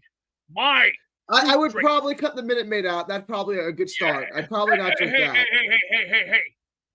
Fruits and vegetables are supposed to be healthy for you. They're supposed to be good for you. How you think someone lied to you? Yeah, like what? Whoever told you that vegetables are good for you lied to you. Yes, they are. How do you think I read them in health class? I took health class in grammar school. That's the lying to you part. That's the someone lied to you part. I'm the same age as you. I haven't eaten a vegetable in years. What the hell's the matter? I ain't gonna. I don't let my kids eat vegetables. So. Do you want me to go Dave Brig on you and just tell you you don't make no sense at all? You can do whatever you want. Oh boy, you are one Texan that just wants to go the pound for pound, hold for hold. All right, you want to go pound for pound, hold for hold, distance to distance? I'll tell you what, you can keep your little Capicola name, but when you come up to New York, you say the word gabagoo, or you're gonna get boom. Crack to the chops. Capicola. There you go, Gary KK. Thank you. It's gabagoo, not Capicola. And no DJ Dirty Couch. I don't weigh 280. Maybe that was 3 years ago, but I'm 258 now because I'm looking lean and I'm looking fit. It's called, you want to sit there and throw your little fat jokes? I'll tell you what.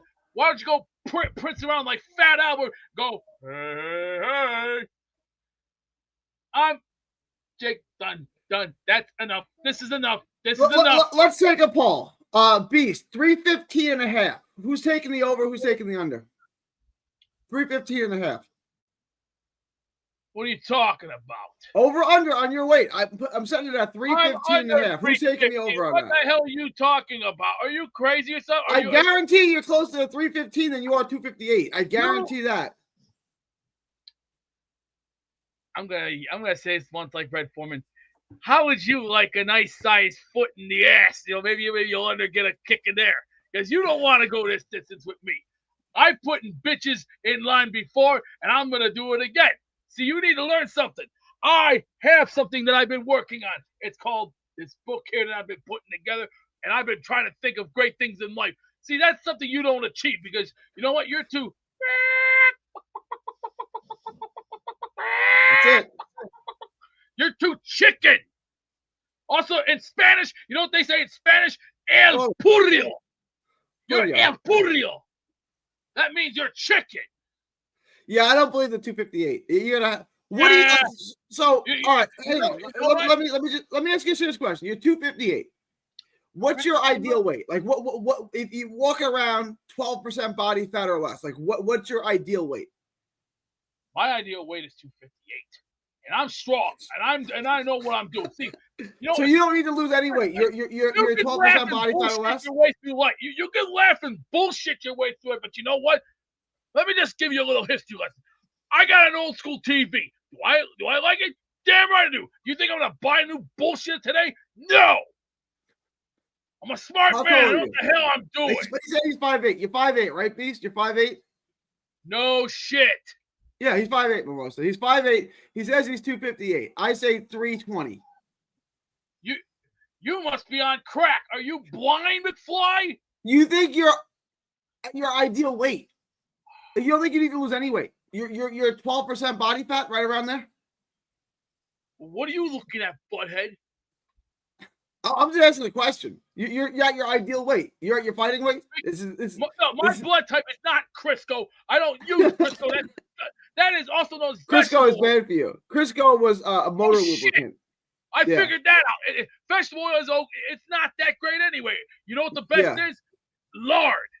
Beef tallow or lard. Yeah, lard. That's what I cook with. I don't bleed ragu. Lard I don't good. even eat ragu. I make my own. I rather have my own spaghetti sauce.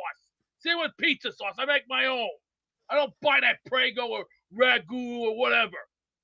Jeez. Can you touch your toes? Oh Jesus H Christ! Some of these people need to get you all need to go get your eyes examined by a doctor. Holy shit! Can you ever? I can get down to there. Yeah, did that twice. That's good enough.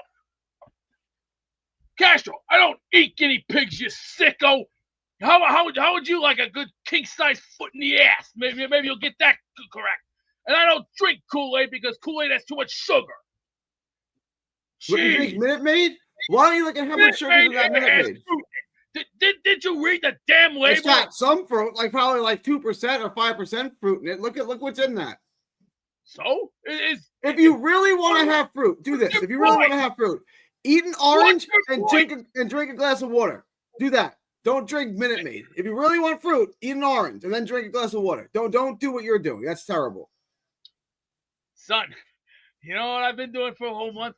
Been eating chicken, drinking water, having Minute Maid, have a hot cup of tea. I also drink water. I have a very good way of doing things. It's called I do things my own way. If I'm gonna how's that working out? How's that working out? Ralphie, excuse me. See my own. Gee, I am not talking junk here. This is not Jerry Springer. This ain't Sally Jesse Raphael or Phil Donahue. You damn moron. What's the matter with you? And no, I don't look like Butterbean either. Humpty Dumpty, Jesus H Christ. Holy.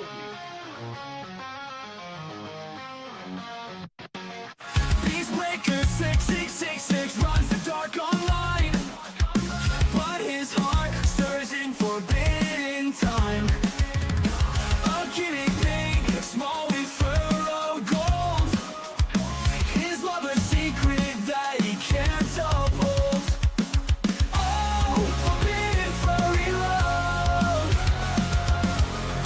Not a mess the stars dreamt of. Through the chaos and the hate, his tiny heart is his soulmate. Oh, forbidden furry love. Not a mess the stars dreamt of. Through the chaos and the hate, his tiny heart is his soulmate.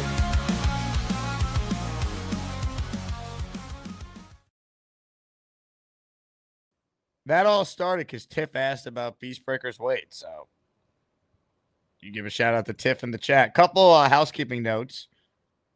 JYB, Peter Castro said he's down with the trade of helmets. So I want you to know the helmets have already been sent. That's right. You're probably getting your signed DeBrickashaw Ferguson helmet tomorrow.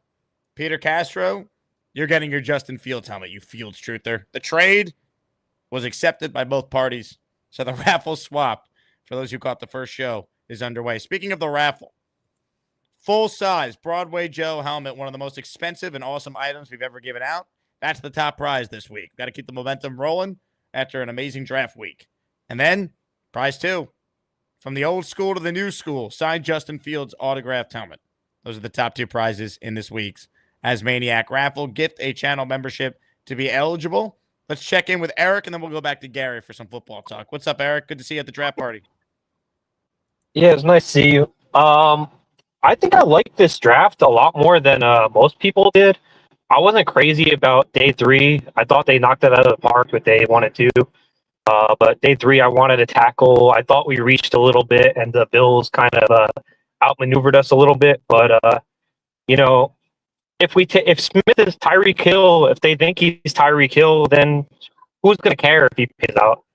If we took him early, you know, I mean, we shouldn't give him the benefit of the doubt that that's what it's going to be. But he's not going to be Tyreek Hill, man. Tyreek Hill wouldn't have gone as late as he did if he didn't, beat up his pregnant girlfriend in college. Yeah, well, he had drop problems. We took Mims thinking we got a steal, and look how that worked out.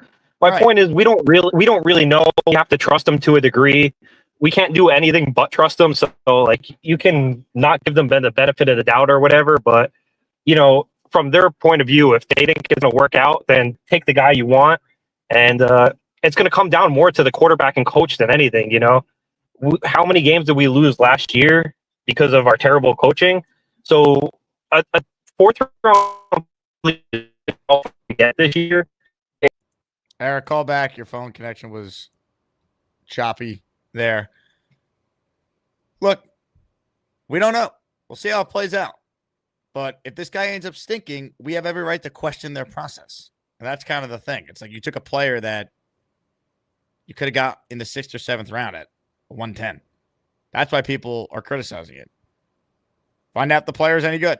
If the player's not good, then it's going to be used against this regime because it should be. That's how it works. Indy Jets.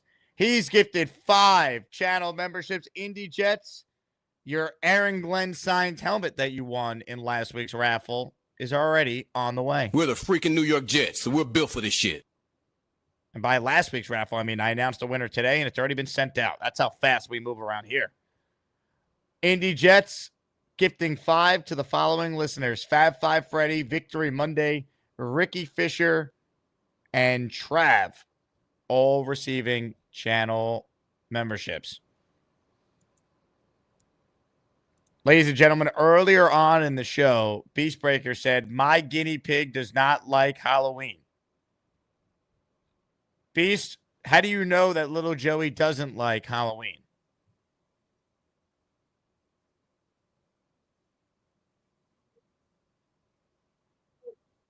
Good point. More of your calls right now. Let's say hello to Gary, who joins us. Hey, Gary. Hey, what's up, Jake? How's he doing on that poll? What is the people? The people have spoken. What have they said overwhelmingly? Yes, I ran a poll because you asked for it. Do you think Beast is over or under 315.5 pounds? Over is up 71 to 29. 258, he says, huh? He hasn't weighed 258 since sophomore year of high school. 258, huh? How do you know what he weighed as a sophomore in high school? I'm taking a guess, Jake. It's a guess. It's a guess. 320 was also a guess. It's a guess. I think it's a fairly educated guess. You think that boy weighs 258? Based on what? I'm just looking at him. So let's assume he's correct. Let's assume he's telling the truth at 5'8". You think at 5'8", he'd have to be 3'7" to weigh 258 pounds. Look, if B says he's 258, I believe him. And he's buffed too, as he said, correct? I saw those guns. Did you buy a ticket to the gun show? You know what's crazy? Like I said, there are women who walk around 5'8", 100 pounds who think they're morbidly obese. And he's 5'8", 320 pounds and thinks he's buff. The mind is a crazy place to be. It really is. Like his brain, I believe him. I think his brain tells him he's buff. I think he means that. I think he is buff. It depends on what's your definition of buff. Honestly, I opened up the dictionary. I opened up the dictionary earlier and I said buff, and there was a picture of beast on my my dictionary. What language was that dictionary in? Beast Breaker. Maybe in some other language. Yeah. I just wanted to argue with Kyle Clifton. I didn't. I was just on the pick, and then he said Gunnar Helm, and if the Jets took Gunnar Helm, everyone would have said you just took a tight end and Gunnar Helm can't block, right? Like, I don't know. I just feel like they're looking for reasons. Like we're already saying that Mougey and you guys can argue about Beast Breaker's weight. He says Kyle Clifton says he took the under because the camera adds about 10 pounds. All right, let me ask you this, Kyle Clifton. 305.5. What are you taking? 305.5. Over. That's not what the poll question was. I know. How dare you? But I'm just seeing how low he'll go here. He took the under, and that's cool. I think I said it at a fair number. I think I said it at a reasonable number. 305.5, Kyle. I heard Kyle's like 6'10". I heard Kyle's huge. Kyle is big guy, big dude. He's honestly. A big dude. Who do you think weighs more, Beast Breaker or Kyle? And given Kyle's probably a foot taller than him, who do you think weighs more? I mean, did you see Kyle on the draft show the night of the first round? I'm saying Beast has got him. How tall is he? 6'6", 6'8"? They said that was like in that range. I think he was like 7'1". 7'1". I bet you Beast outweighs him. I don't know about that. I think Beast is 258, 5'8", 5'8", Oh! 58. And not for nothing, I heard the big fella had a 2XL jersey. That's what I heard. That was what was rumored at the draft party. I don't believe that. Deny. Hold on. I'm just telling you what was reported. This is a very strong allegation that you're levying. I'm not the one alleging it. I mean, it was passed on to me. I'm just don't kill the messenger here. I have not heard that. To my knowledge, big fella is all about the XL. And maybe he likes his jerseys a little bigger though. I do too. My jerseys are mostly XL, but they're really big on me. I can't speak for the big fella. I can't speak for the big fella either. I'm willing to overlook that because, like I said, my jerseys are a size bigger too. My jerseys are all XL because I like them big.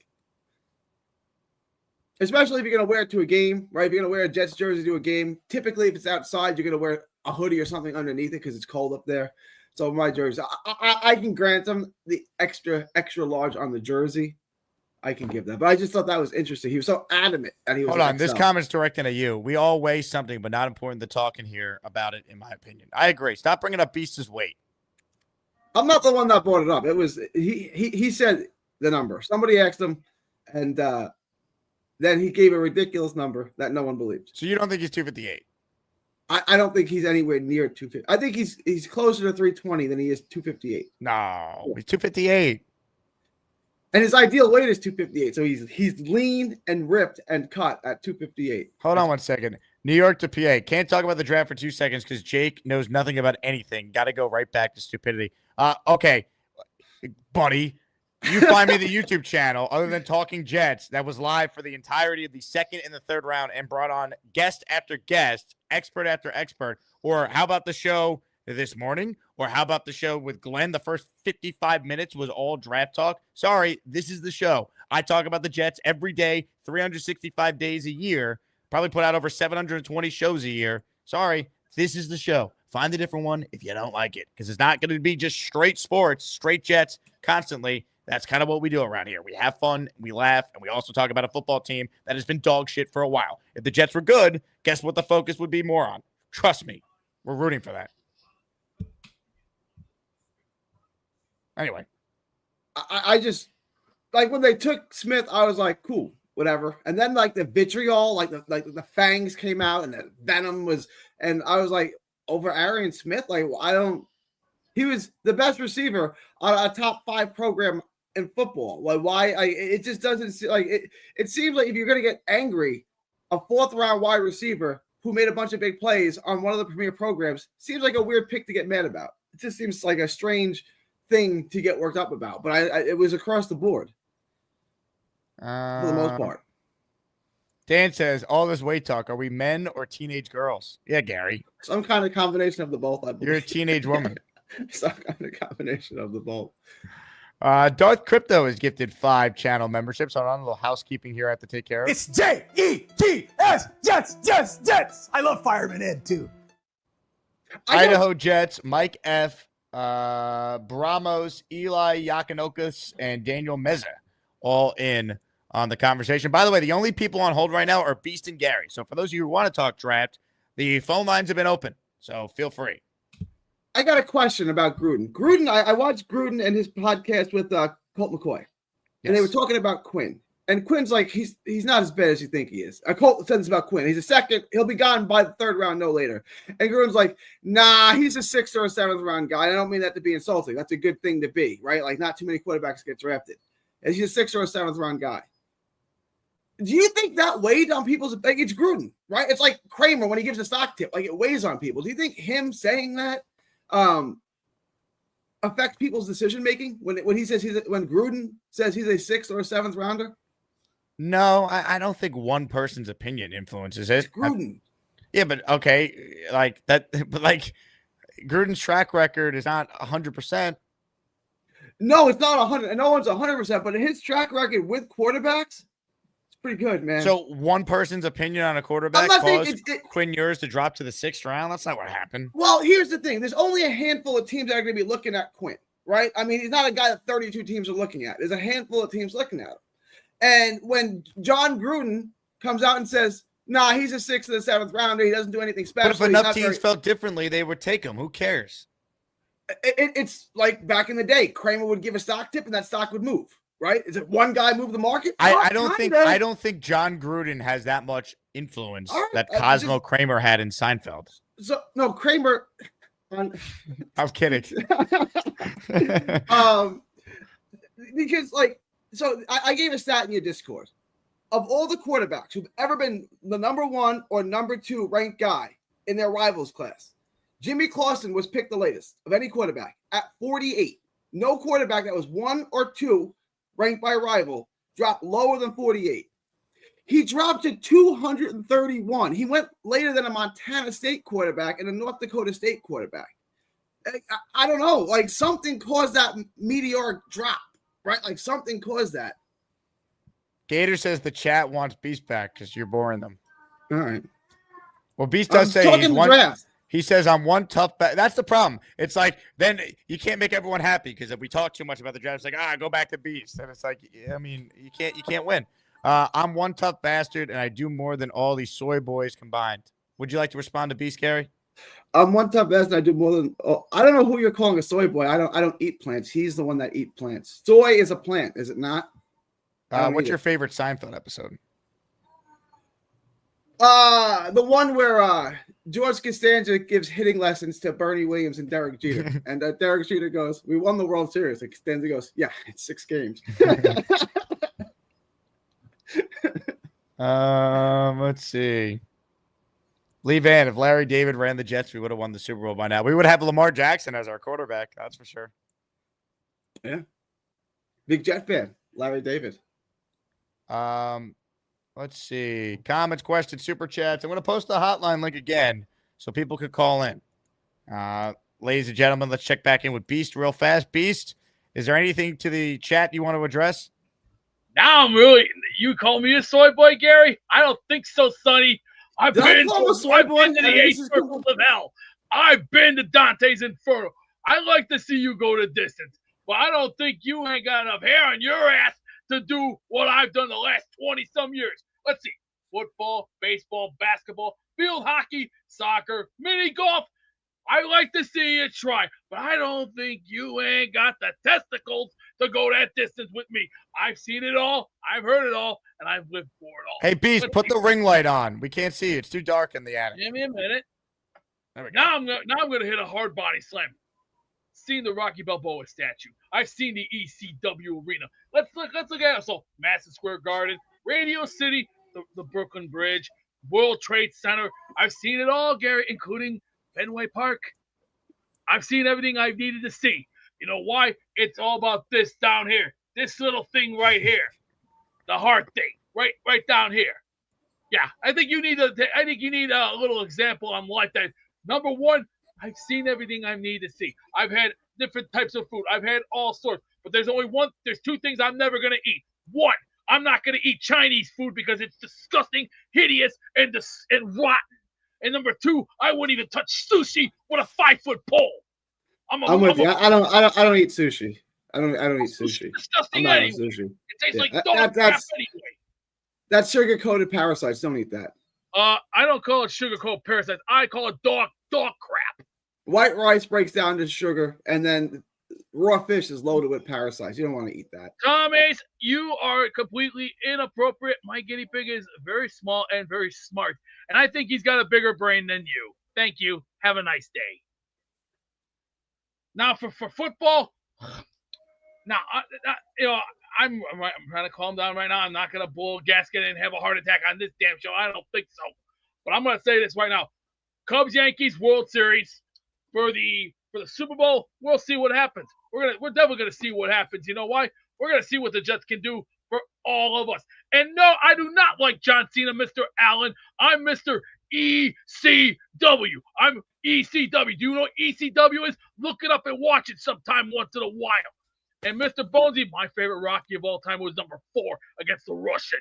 And you know what the same words I'm going to tell you? I must break you. Hey, Mike D's nuts.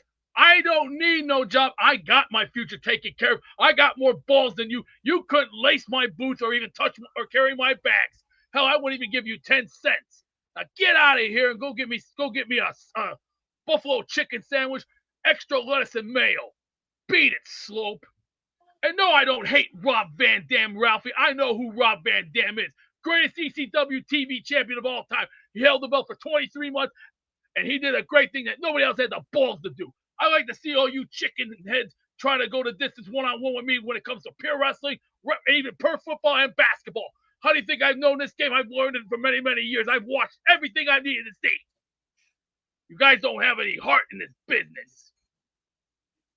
Oh, I can lace my boots, kid. I've done more than what you can't do. I've been to the 8 circles of hell. I like to see you go the distance with me in a hate breed mosh pit. You don't got what it takes to go in the pit with me, because I will kick your teeth, ram you right down, and crush you like you were a squashed melon on your best day. You're not even in the same ballpark as me, punk. I'm the man who has got it. Now, bye-bye.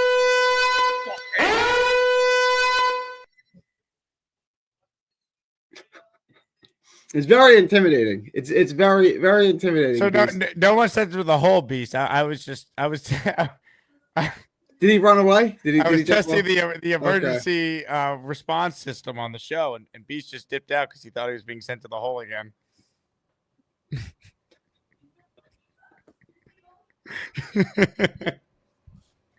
He thought he was getting holed, so he left. Did he? Yeah. I knew he'd leave. He thought he was being sent to the hole. I was just. What does he think is gonna? Like, he doesn't actually physically. He doesn't have to jump off. Like, nothing happens to it. No one comes after him. It was the emergency response test. I was just testing out the system, and it worked, I guess. Or I had my security system run a test. It just happened to be during Beast call. He thought he was being sent to the hole. It's like a bell. Like, it goes off and he goes running. It's like there was no hole there. He wasn't being sent to the hole. But does he know he actually doesn't go to a hole? Like, no one actually sends him to a hole. You just can't type, and then Jake ends your call. Like, there's not. I've been sent to a hole, Beast, many times by Mimosa, many times. Nothing happens. Hopefully, it happens again. Hopefully, I think Big Fella sent me to a hole once too, right? To be honest, I don't remember. I think so. Other than that, it's just been Mimosa, but it's been Mimosa. What do you think? What do you think the price should be that to put you in the hole forever? Now the show's almost over. Forever. No, yeah, forever. Like, this is it. We'll never. Oh, you gotta. You look. We can be reasonable. We can be men here. A lot of people watch for me, not just for me, but I keep a lot of people watching. I'll tell you what the price is. There is no price. You're part of the family, Gary. There is no price. All right. Again, I think that if someone said $5 million, you'd say no. There is no price. Oh, wow. Okay. I don't know if I believe that, but I'll take it at your word. $5 million. Someone offer $5 million to me, and we'll find out.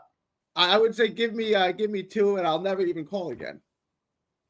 NC says, to be clear, I hate Gary. All right. I mean, it is what it is. I love you. Who's that, NC? I love you, bro. Yep. Let me check back in with Beast. Beast, you left so quick, man. I was just testing the emergency response system. No, my heart is beating too fast. I had too much yelling and screaming. Because of the alarm? No, it's not that. It's just Gary can go to distance. Boy, he could take me to a distance. But boy, you're lucky I don't have heart problems. Because if I didn't have all these heart problems, yeah, it's just weird that someone is buff and just 258 like you would have have these kind of health issues. I drank a lot in high school and I drank a lot in college, and I stopped at 37 because I didn't want it anymore. That's good. That's good. I'm trying to live a clean life.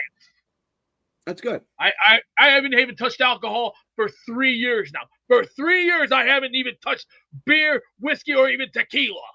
I don't drink it anymore because it's nasty. What about Hennessy?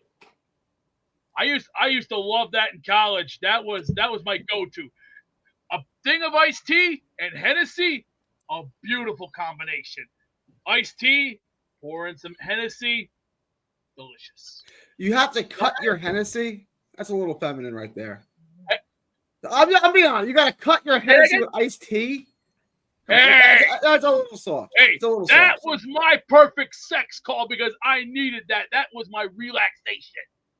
I used to love Hennessy. That's a little soft. I even used to drink Jose Cuervo. I used to drink Salsa from Mexico. I've had the best qualities known to man. I've drank Corona here in the U.S. I've drank Corona from Mexico. I've had Dos Equis. I've had Bohemian. I've also had Modelio. I've had Niegra Modelio.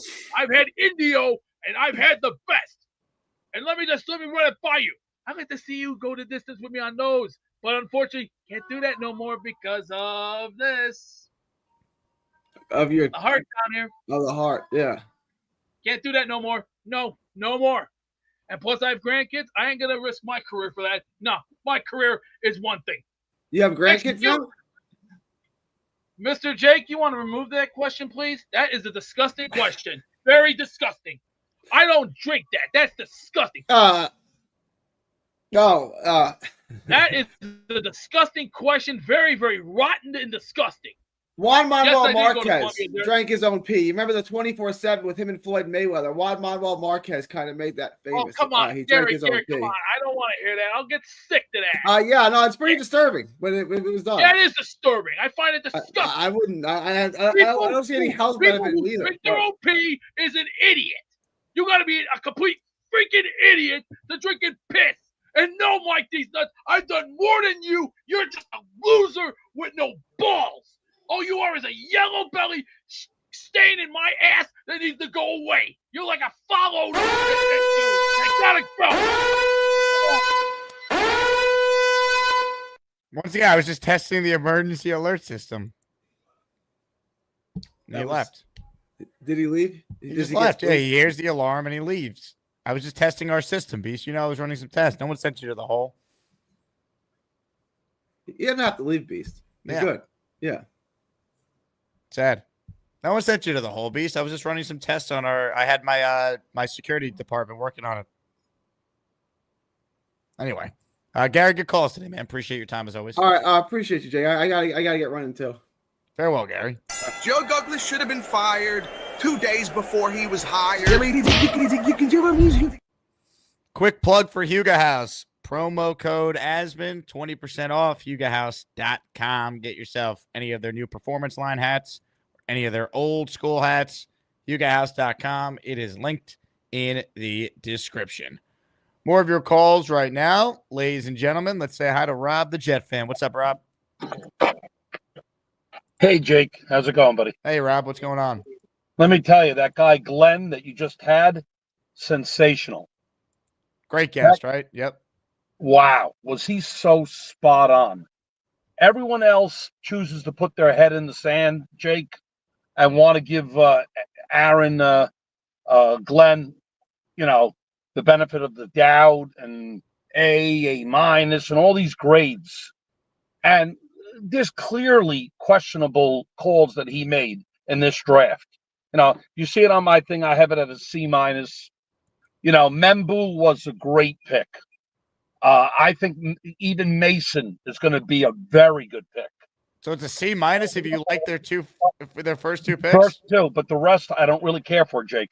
Because let me tell you, now, the corner is not a bad corner, though. His 40 was not good. But I'll trust them and say that some people play faster on field as opposed to a 40-yard dash. But here's the thing, Jake. Be honest. Did we really need another corner right now? We have Michael Carter that we paid a lot of money to. We got Stiggers, who played Canadian Bowl and won Player of the Year. Okay, so we kind of have that spot taken right now. So this guy, and then we got the guy Stevens that we played. Who's not any good.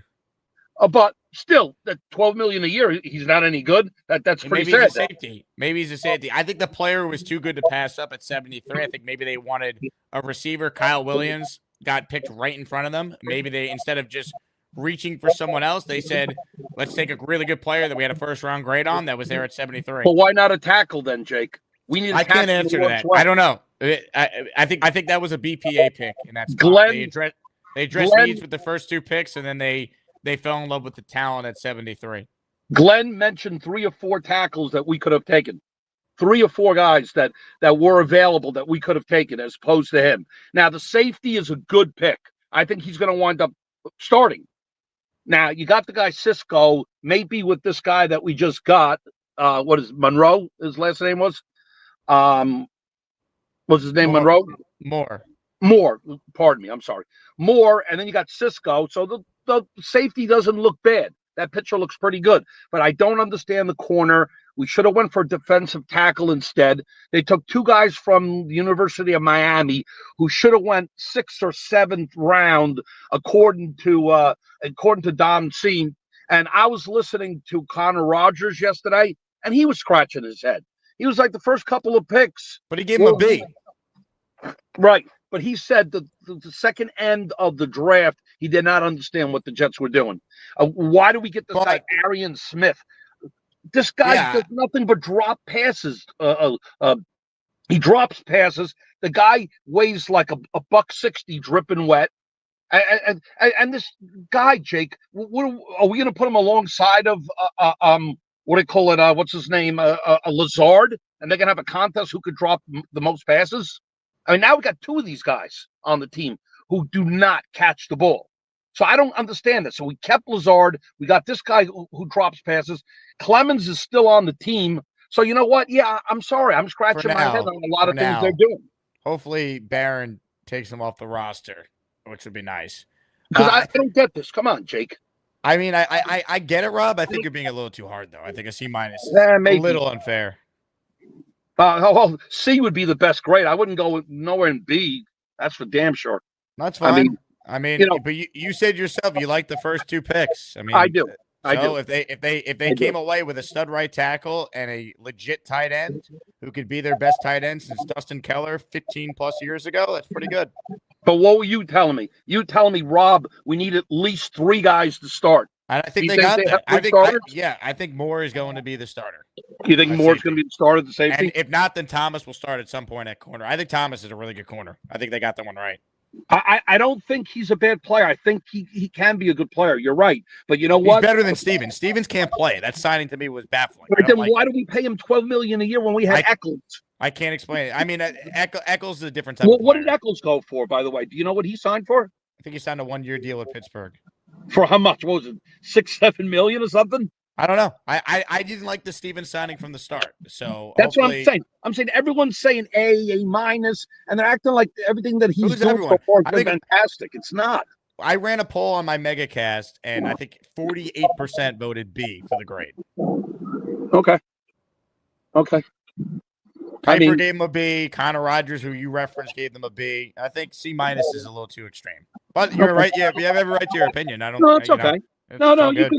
You can push back on it and throw points at me. I mean, I do agree that I like the safety from Alabama. He looks like he's probably more than likely going to start. I don't think that we needed the corner right now. I think we had enough there that we didn't need him, even though he could be good, like you're saying. And I hated getting Arian Smith when you had guys like Royal out there. They could have gotten Noel the round before, which I didn't get why they didn't take that wide receiver. So there was wide receivers out there, Jake. And you saw it, like, it just makes you scratch your head, on some of the things that he did. Like, that's all I'm saying. But, it's kind of like what you said. At the end of the day, 5.5 games, there's a reason why we're at 5.5 games. Because if everyone believed, like half of the fan base, our win total would be 7.5. They'd be thinking, not 5.5. I hope I'm wrong, Jake. I hope I'm wrong. Yeah, look, all fair, Rob. I think at the end of the day, like, we got to hope that they got 7 and 42 right. And then, I think there's some real potential with Moore and a lot of potential with Thomas. But I don't like the Smith pick. I don't like not taking a defensive tackle. So I know see. you don't like the Smith pick. It wasn't a perfect draft, but I think overall it wasn't an abomination. Like, I think there'll be like Glenn and Mougey will not be fired because of the Smith pick. That's the bottom line. No, not an abomination. You're right about that. But it's just this Smith pick was really, really bad. Really bad. And there was what kills me, Jake, is that there were other wide receivers out there that we could have taken. Fair. Again, Royal was out there, Noel was out there, and I don't understand. And then we should have at least took one defensive tackle. It was there was a ton of defensive tackles out there. They could have taken one, and they didn't. So it just makes you scratch your head. What are you doing? Ladies and gentlemen, Rob, the Jet fan. Women. This was just sent to me by a huge Beast Breaker fan. Addison on Discord messaged me this. It's a live look at police officer Beast on the scale with little Joey by his side. Perhaps a future album cover for the next Beast song.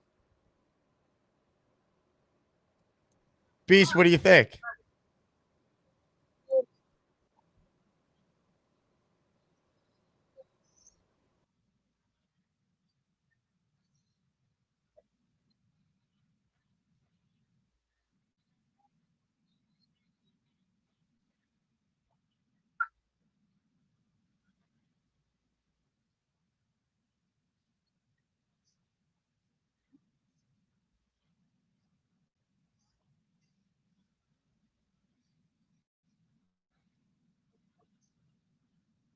Hold on, Julie. Let me call you right back. I'm on the phone with the people. Oh, Jesus. What the hell is going on? Who is making fun? You know what?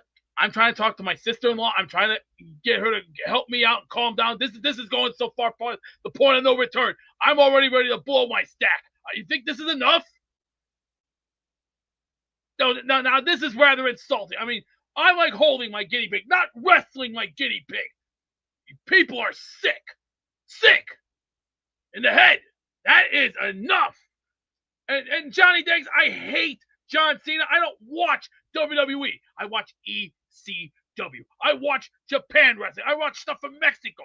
What part of stuck on drugs are you smoking? What part of crack are you even smoking, you moron? Get the fuck. Tom Ace, my sister-in-law is bigger than me. I'm more smarter than what you are. I don't think you have a brain, so bye. Oh, these questions. Oh, my.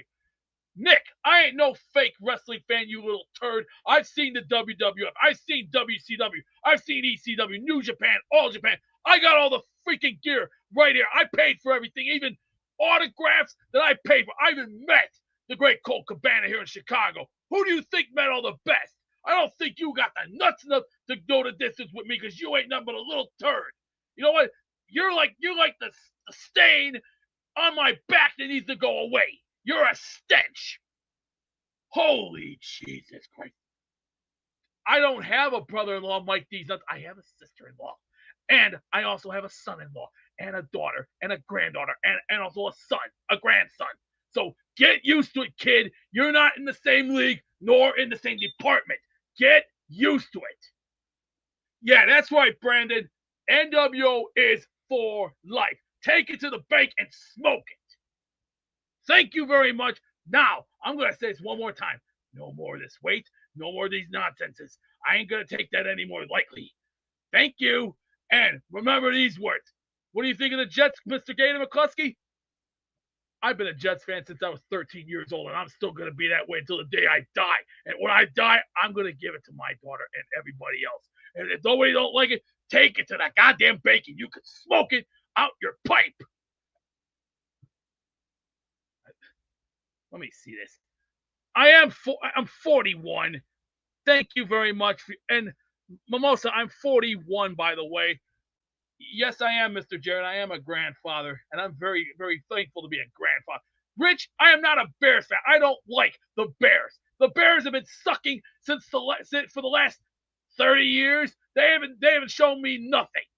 They're weak. I don't watch Chicago teams. I used to when Jordan was on the team. Michael Jordan was my hero, so get used to it. B-Mac, you are a disease in my ass that needs to be squashed. As a matter of fact, I wipe my ass what you think because you are weak and simple-minded and very pig-headed and blind. Do I look 51 to you, Mike? I don't think so. I'm 41, you butthead. And in the words of the great Fifth Tannen, I'm going to cut you a little break today. So why don't you make like a tree and get out of here? Big fella, I did New York from 2009 to 2012. Been there, done that, seen it, heard, lived it. I've seen enough of a lot of things. And let me look at this next one. Barbarossa, do I look like the Blue Meanie to you? No, I don't like the Blue Meanie. He was great in his day with the BWO. So I'm only going to tell you one time. Enough's enough. And no, I do not look like the Big Boss Man. The Big Boss Man was one of my favorite little guys. You know what? I have a toy of the Big Boss Man in my roster. Good. And thank you. Man, I was just testing the emergency alert system, Beast. You left. Where are you going? Every time he hears the alarms, he just leaves. We were testing the emergency alert system. Unbelievable. Hit the like button if you're just tuning in. Comments, questions, super chats. Last chance to get in here. We are almost at our usual 2-hour mark, and then I will end the show. If you want a chance to win a Justin Fields signed helmet or a full-size authenticated throwback Broadway Joe helmet, gift a membership if you haven't done so already.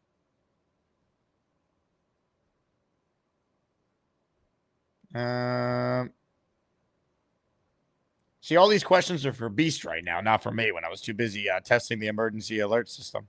Anyone have a question for me? A little Q&A at the end here. Jets, NFL, New York sports, anything?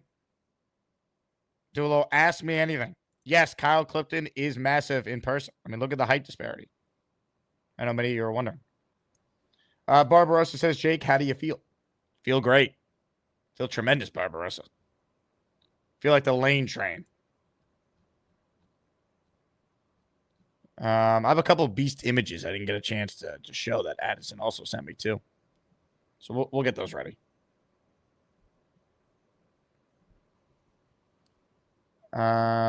Gator, what's my favorite color? Blue.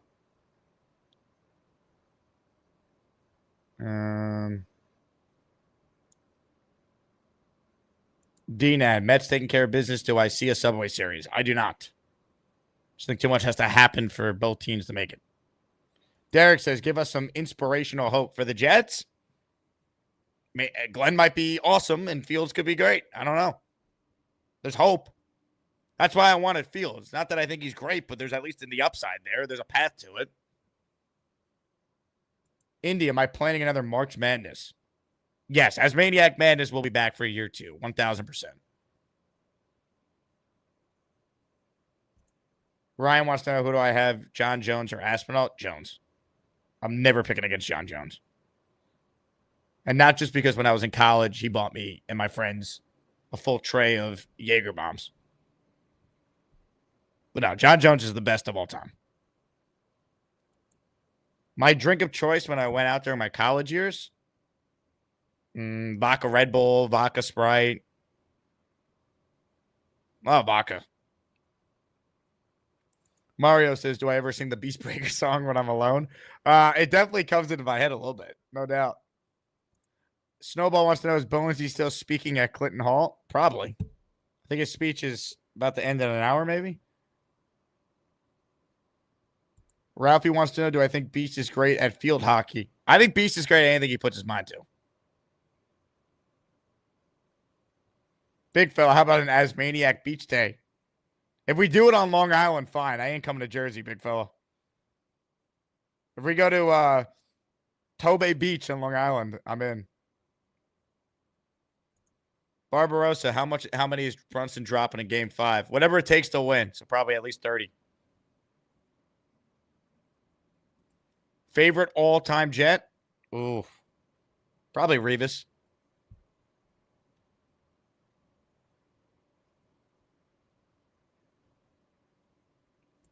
Boomtown says, do you believe the Senators can complete the reverse sweep against the Maple Leafs? I hope so. Any playoff series John Tavares is in, I'm rooting against John Tavares, unless he's playing like the Rangers or Boston or something like that. Dan, Beatles or Rolling Stone? Beatles.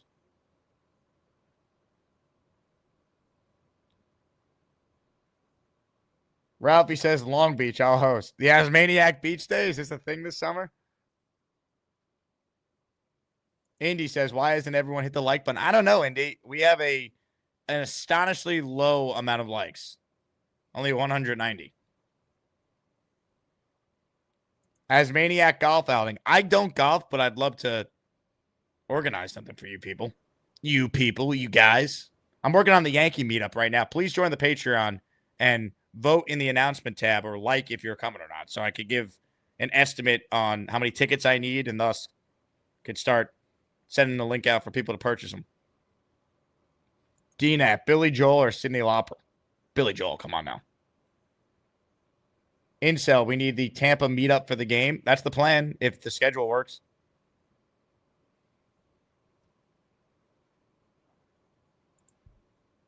Yes, golf adding $1,000 down. Let me take your money. You ain't taking shit from anyone, Matthew Smith. Let's be real.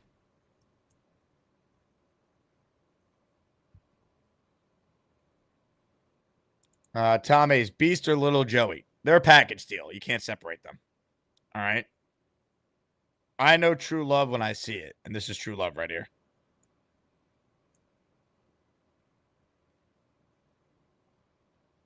Frank says, how about Mason Taylor being 2 full years younger than Tyler Warren? Won't matter if he can't produce. Now, I'll say this, though, about Mason Taylor. You love that he's only 20. I got something really cool we're going to do on the show this week for Mason Taylor, so stay tuned for that. Big-time film review with a first-time guest.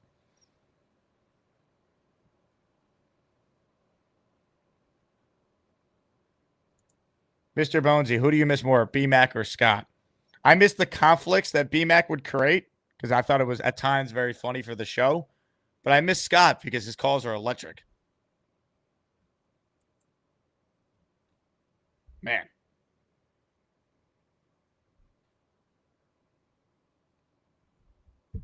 All right. I think we're done here. Liam says Scott's gone. He's not gone. He just doesn't call consistently anymore. But that's the thing with the show. It goes in waves. B-Man doesn't call much right now either. He'll be back. Oh, at the buzzer here. David in the raffle for 5. It was great to meet David at the draft party last week. He has a chance to win a signed, full-sized throwback Joe Namath helmet and a Justin. Oh, I already spoiled one of the prizes. And a Justin Fields signed helmet. David Atkins. Hell yeah, baby. I'm going to, Beast, this is not me sending you to the hole. This is me testing the emergency response system again. See, Beast, you're not being sent to the hole. It's you and me. All right? I was just laughing at the one question I just put up here, and I put B-Mac likes going to the men's strip joint. 5 memberships for David Atkins. Joey B, 24 Jets, Keith Parcells, Quick Dolo, Gilbert Gonzalez. All receiving. What is this? What is this show, man? All receiving a channel membership from David. Ah, man. On that note, we're done here. Hit the like button on your way out. Kyle says he'd love to go to Japan with Beast. Beast, would you go to Japan with Kyle? I would love to go to Japan. Oh, nice one, Kyle Clifton. After all, you are a former New York Jet. I'll tell you know, we're gonna go. We're gonna go to the Tokyo Dome. That's where New Japan Pro Wrestling has its greatest wrestling shows of all time. Anybody who goes to Japan, let me just say this one time: prepare, sit back, and buckle up. And they're wrestling over there. The fans are quiet over there. They enjoy their wrestling. You're not like over here in America, where we're all like going crazy. No, in Japan, they're quiet. They sit down. They have their food. They enjoy, and they're peaceful. And who do you think? Who do you think gave us PlayStation? Who do you think gave us Nintendo and Mazda and Nissan and Honda and Toyota? The Japanese have. How do you think they got it? And no, B-Mac, I ain't no asshole. You're the bigger asshole. So, kid, the only thing separates you from me, I got bigger brains and bigger balls. You just got small little brains and the men's strip joint. Bang! Thank you, Beast. Good to see that Beast didn't leave at the sign of the alarm, so you learned that. We were just testing the emergency alert system. Anyway, thank you all. Before we leave, let's close out the poll. Today's poll was, do you think Beast is over or under 315.5 pounds? That was Gary's request to run the poll when they got into it. 78% says over, 22% says under. And that's a show, folks. Actually, bonus question, Jake Joy Taylor or Gary's nanny? Yes. Again, thank you all for watching. My name is Jake Asman. This has been the Jake Asman Show. We are back and better than ever tomorrow. Robbie Sabos expected to be our guest in the morning. So I'm looking forward to that, and you should be too. On that note, thank you all for watching. JETS, Jets, and we'll talk to you guys soon. And I just saw a big fella's tweet. So I'm 5'11", 180 pounds, and I wear a large. And you're telling me he's got me by 100 pounds, and he only wears an extra large? Gary, what do you care about what the fuck I'm wearing, bro? I'm a man of logic and reason. I'm 5'11", 180. I wear a large. You're 6'5". Why does this guy care about what I'm wearing? It makes no sense. Why do you care? You ever watch Curb Your Enthusiasm and someone says something like suspicious to Larry to kind of give him that look like, okay. How is this suspicious, bro? What are you talking about? 6'4", 280. That's a big fella. Dude, if I wore a 2X, it would be baggy on me because my body is different. Okay, not everybody's built the same. I understand, but if you're 6'4", 280, that ain't all in your legs, bro. 6'4", 280 is a big boy. I don't know why you give a shit what I look like. You got me a little upset right now, man. I don't know. I didn't mean to get you upset, big fella. Gary, why do you make fun of Big Fella and his shirt? Maybe you're a weird person, a weird guy. Oh, wiggle, beagle, beagle, deagle, deagle, beagle, deagle, deagle.